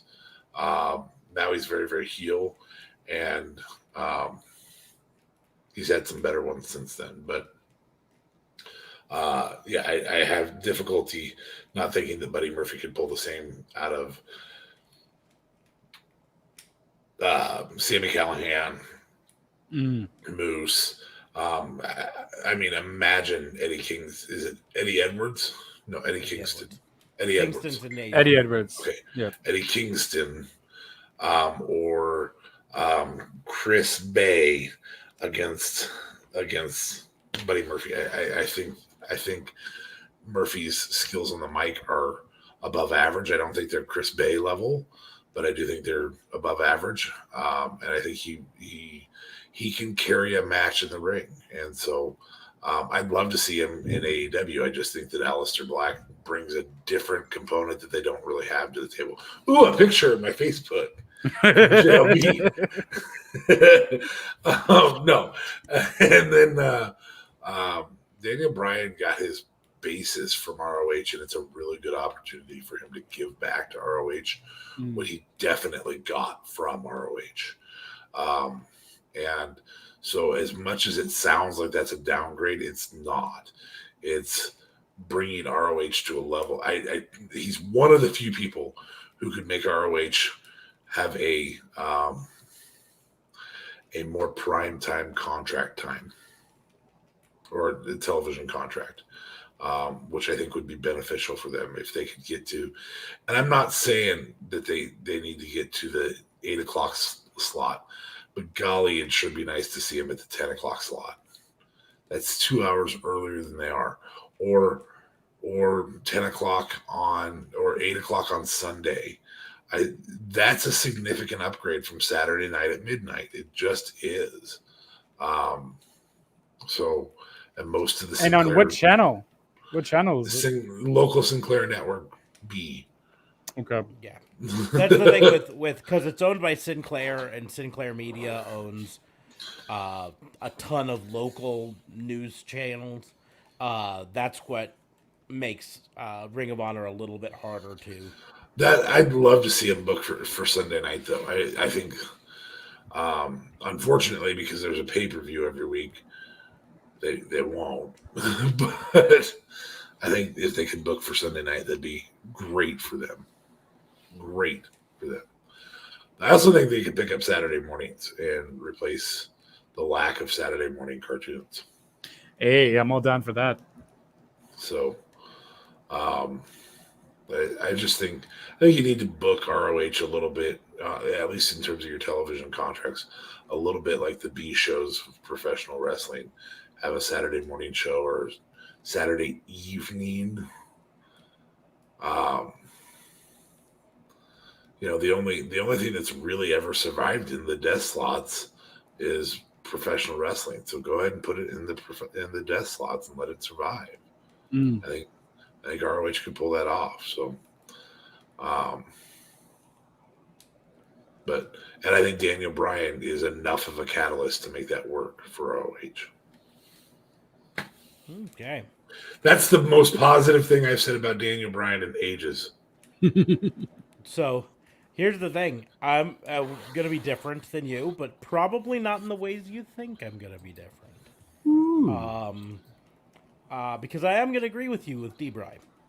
D-Bry to Ring of Honor. As much as I think in this particular group and the way that we do this game here, while yes, I think D-Bry showing up on AEW is the closest to a current Hulk Hogan showing up on Nitro sort of moment. I've said that before, sort of a thing. It's so not true. It's not what I would do right now, right? D-Bry to Ring of Honor, where he can come in. He'd be instantly the biggest name in Ring of Honor. He'd be able to wrestle whoever he wanted to in Ring of Honor, and he would bring credibility to Ring of Honor that would potentially bring other wrestlers there and raise that product just in general.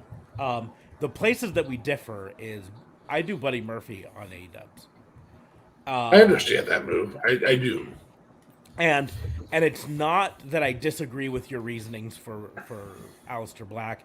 Just overall, I think Buddy Murphy had the nickname WWE's best kept secret for a reason.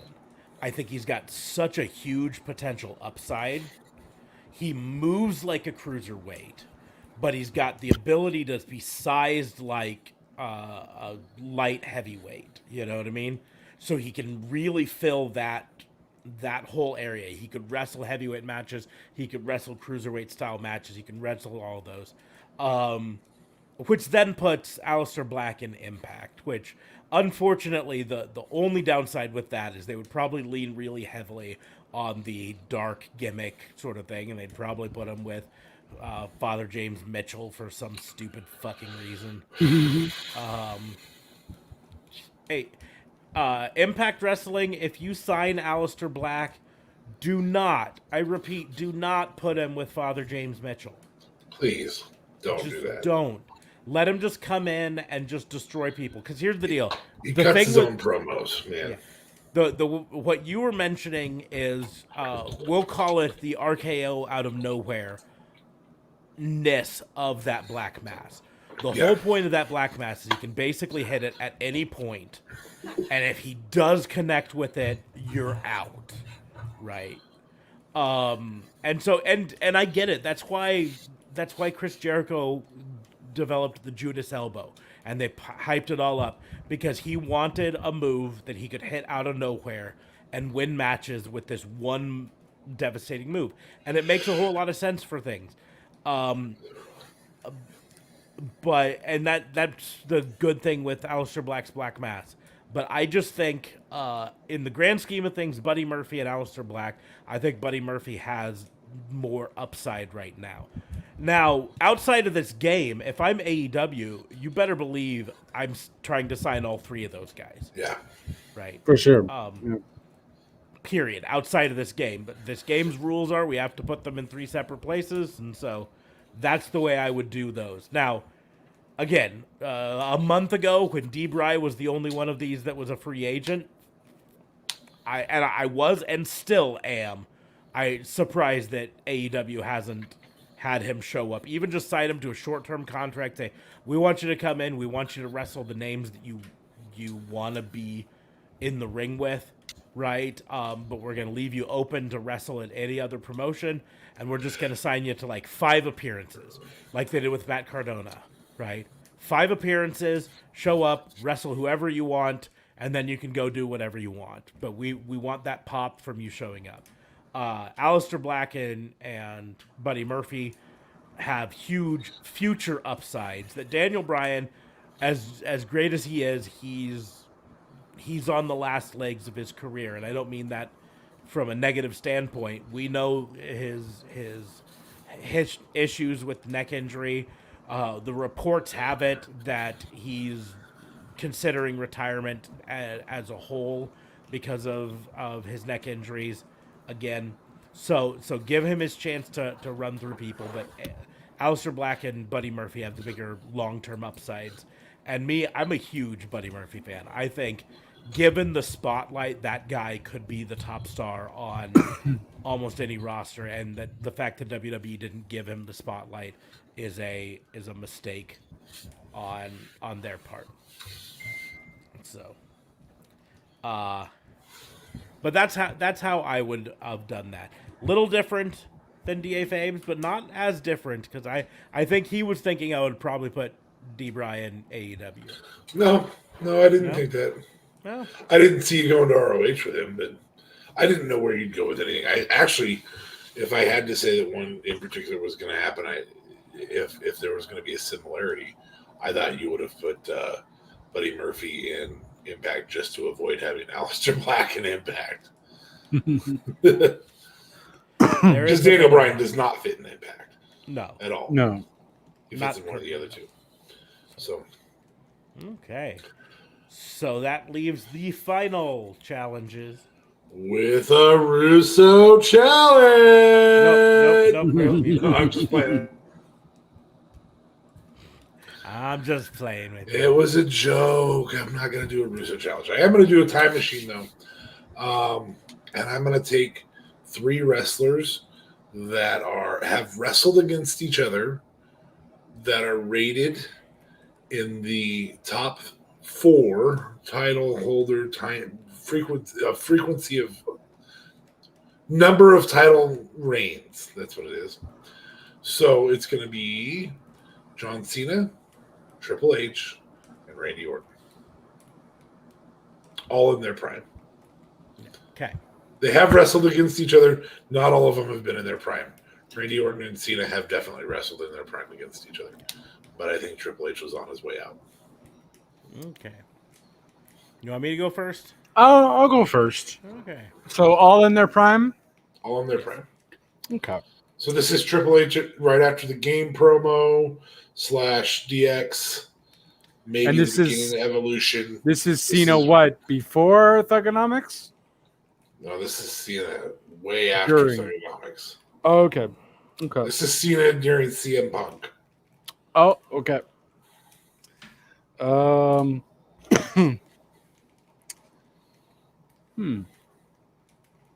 Well, I don't see you putting Triple H anywhere but AEW, to be honest with you. Maybe Cena, actually, but then I don't see Trip in Impact at all. So, yeah, we're going with trips to AEW. I just think then I'll get a Triple H versus Cody Rhodes. Or Cody Rhodes. Damn it! Imagine the big vignettes. Imagine There them. would be some great vignettes. Yeah. Maybe he can bring Ooh. Liv Morgan with him. To be an interviewer, yeah. We're going live in 3, 2, 1. Yeah, so Triple H to AEW. Cena Orton.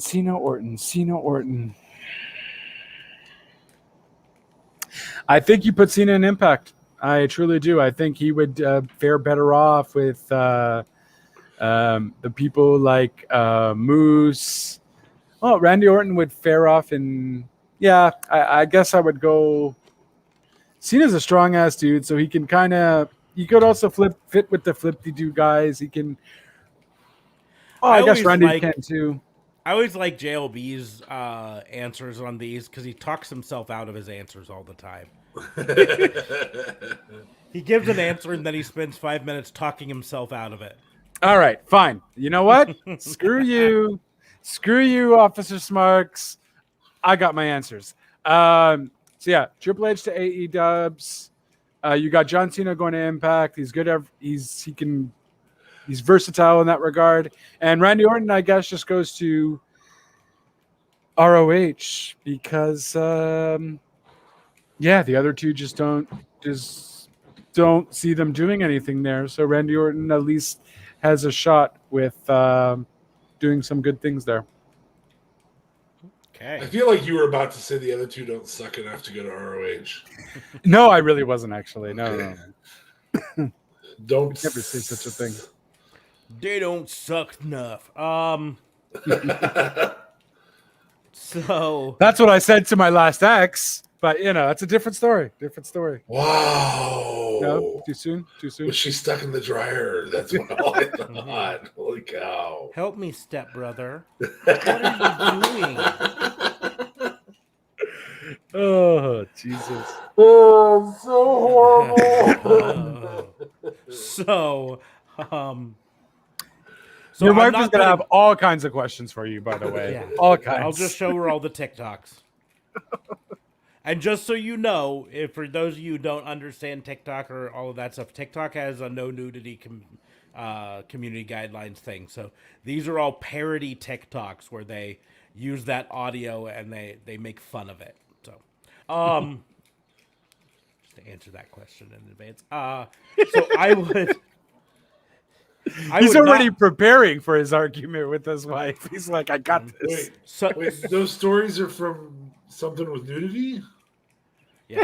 So here's the secret for you, JLB. 90% of married life is preparing for discussions with I've your heard. significant other. I've heard. That's what it is. Oh, Dig in your grave, what's bud. she gonna Just- say about this?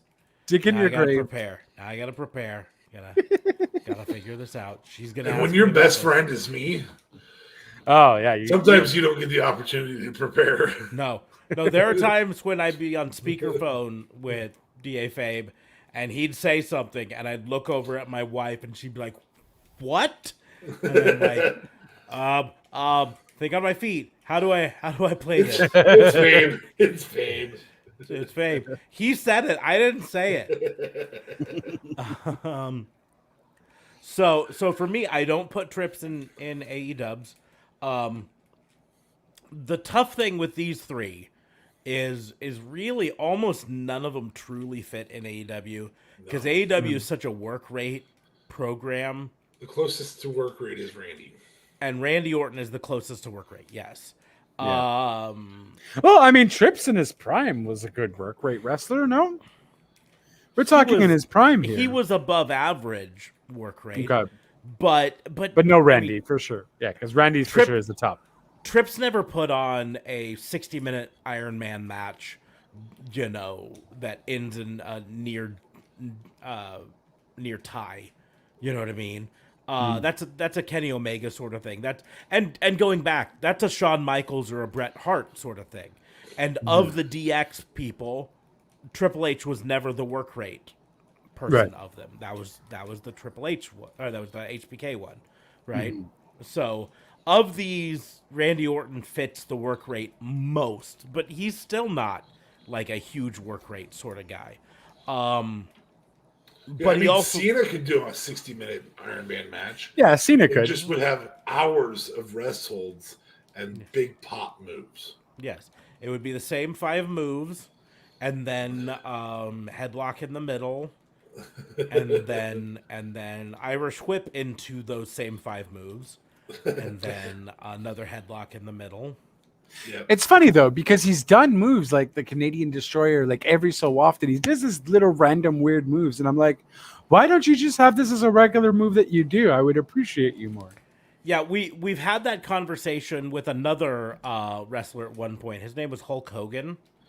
He never had And- new moves though. That's the difference. No, he did. I'm telling you, find yourself tapes of his Japan matches when he wrestled for All Japan pre WWF, right? Hogan, I'm not saying he was a top level work rate guy. I'm not saying he is, right? But he actually could go. And then he came to America and he learned that in America, at least, he didn't have to do all that stuff. All he had to do was the big boot, the stinky leg drop, the Hulk up, and that's all he really ever had to do. And this thing. Yeah. This before the match. The point. Which I think falls under the Hulk up, doesn't it? It's part of the Hulk up, but he could even do it at other times too. But if you watch his Japan stuff, you'll see that he could go. He again, he wasn't king of the work rate. He wasn't Kazuchika Okada or anything like that, but he could go. But when he came to America, specifically when he came to WWF, he realized that he didn't have to anymore. So that's Vince's problem then. Well, it's a Vince problem, but it's to be perfectly honest, it's an American It's a fan's problem. It's Yeah, it's a fan an problem. 80s fan problem. Yep. We didn't require him to work as fans. We, as fans, as a whole, bought into the Hulkamania Hulk Hogan thing. Would you say his match against Genshiro Tenryu, but it was WWF and SWS Super Wrestle in '91? I'm gonna check. I'm looking at that 91, match. 91's too late. Already too late? Okay. Yeah. He's talking 1984, 85. Oh yeah, he's already Hulk. Hogan with hair. Okay. Here, if you go to Cage Match and you go to search for Hulk Hogan and go to Match Guide, you'll see, all of these that are WCW and WWF, but then you'll see a few of them that aren't saying any of that. Especially going back, you'll see ones that are rated that are not. 1994 Hulk Hogan versus Tatsumi Fujinami. Great Muta versus Hulk Hogan in '93 would be probably okay. I'm going even back farther though, because these are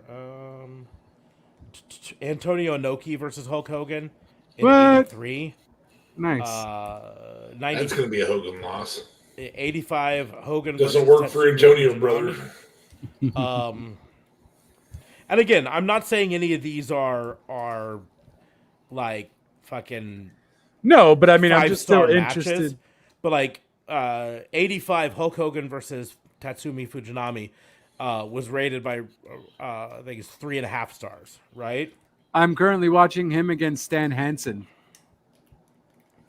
1980. Fun thing, do you know he wrestled Andre the Giant in Japan before? WWF. Yep, in New Japan Pro. In 1983, I want to say this. I gotta get back to 1983. I remember hearing that somewhere actually. Yeah. Yeah. So, he wrestled him twice. Orton to AEW. Go ahead. Hulk Hogan versus Nick Bockwinkel would be a good one too, and that's not actually Japan. I don't think that's that's AWA. So Yeah, you can that's- probably find that one. Minnesota. Nice. But so yeah, Orton to AEW. That's the closest thing to work rate.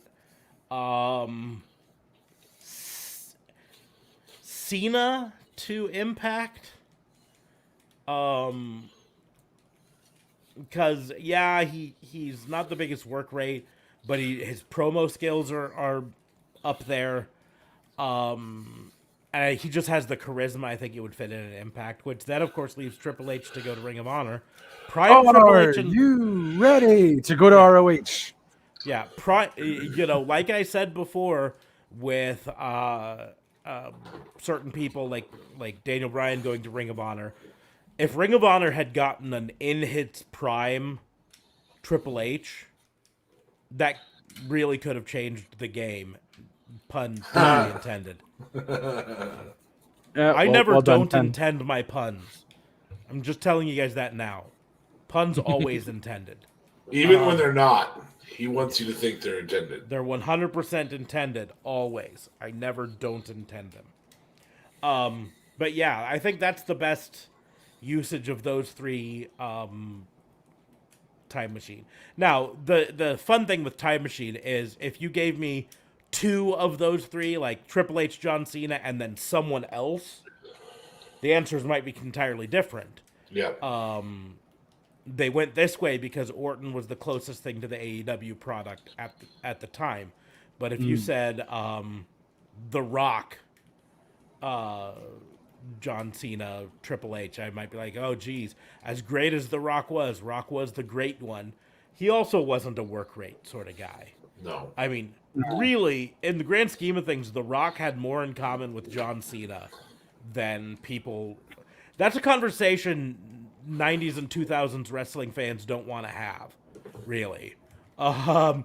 Is that The Rock really was the John Cena of late 90s, early 2000s wrestling. Oh, absolutely. Well, yeah, but more charisma. A bit more. I don't think it's Bit that more? much. I honestly Come don't on, think bro. it's that much more, to be perfectly honest. His promos were way better than anything John Cena has done. And The Rock also had some bad promos. Yeah. We just, here's the deal. This is a rose-colored glasses thing. We look back at The Rock's promos and we think to ourselves, oh, they were so great, but he had some absolute stinkers, number one. And number two, here's why I say this. Keep in mind, their trajectories are remarkably similar.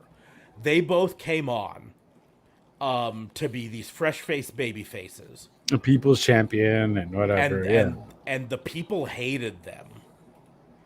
And then they came up with these characters that were heelish and cocky and all this stuff, and the people fell in love with them. And then they became the much loved babyface character in the end that people just love, right? But in the end, I really think they have more in common than they have differences.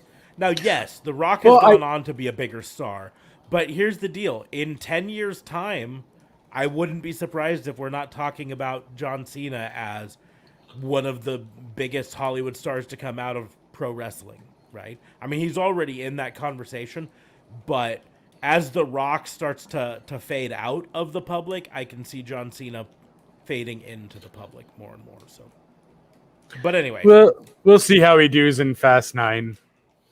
Yeah.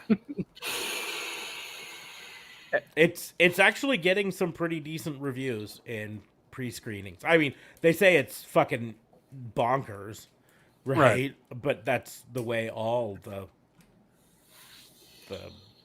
Fast movies are right now. So they're all fucking bonkers.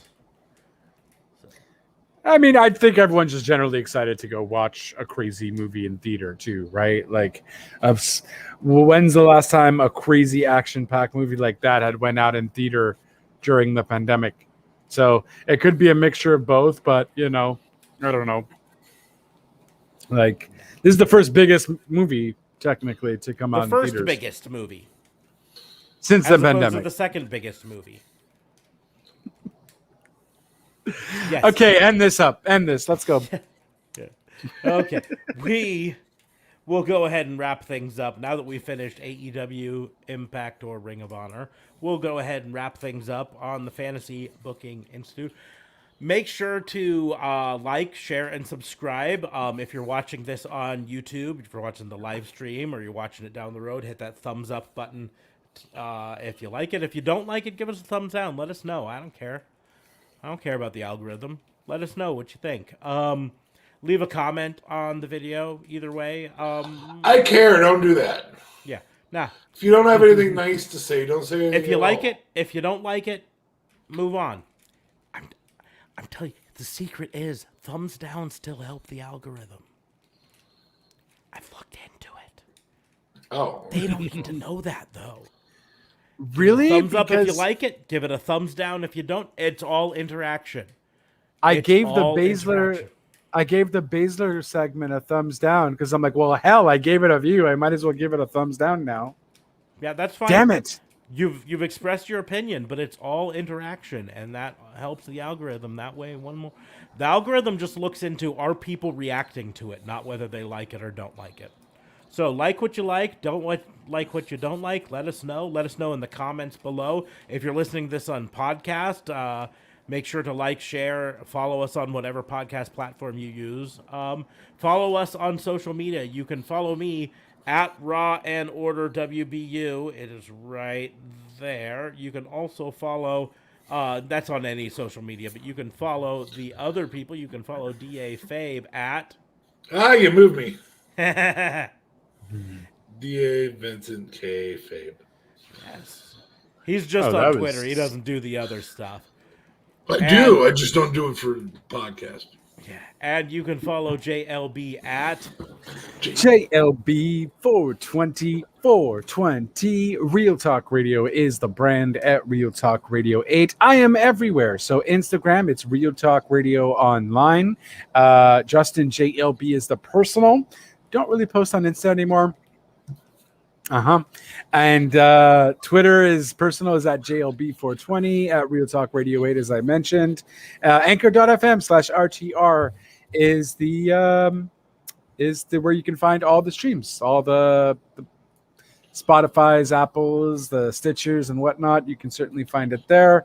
And yeah, I'm finally uploading all my wrestling reviews. So, I gotten into the mood to do that. So you'll now actually see I'm actually late on the dark side with the other ones. I didn't do the Warrior one. And but we are doing the Jake Roberts one tomorrow because that was a crazy heartfelt episode there. And yeah, that's pretty much it. Back to you, good sir. Awesome. You can find all of the links to what we talk about in the doobly-doos right down below on this or in the show notes on whatever platform you listen to this on. The links there are going to be for all of our social media, also for our Patreon and our merch store. So if you want to support us in any other way, of course, the liking and the sharing and the subscribing are the easiest ways to support us, but Patreon and the merch store are other ways to support us as well. Help us out in any way you can, but that's all going to be in the doobly-doos below. You can also review us on whatever platform you use. Give us 5 stars. Just like the number of stars, you will give your vacation to beautiful Turks and Caicos. Turks and Caicos? Yeah, whenever we get back to actually having vacations and shit like that, I don't even know if Turks and Caicos has opened up yet. I mean, it was probably always open to people with enough money for it, but for us plebes, it's got to get open sometime soon. So, or, if independentwrestling.tv wants to sponsor us, we'll take that sponsorship too. We will. They had a great that wasn't even on Independent Wrestling. That was on Fight. Never mind. Sponsor us, Independent Wrestling TV. But you can find all of that stuff in the show notes in the doobly-doos below us. But on that note, we are going to go ahead and close the book on the Fantasy Booking Institute. Thank you all for listening. We will see you soon. Turks and Caicos, where the plebes love to live.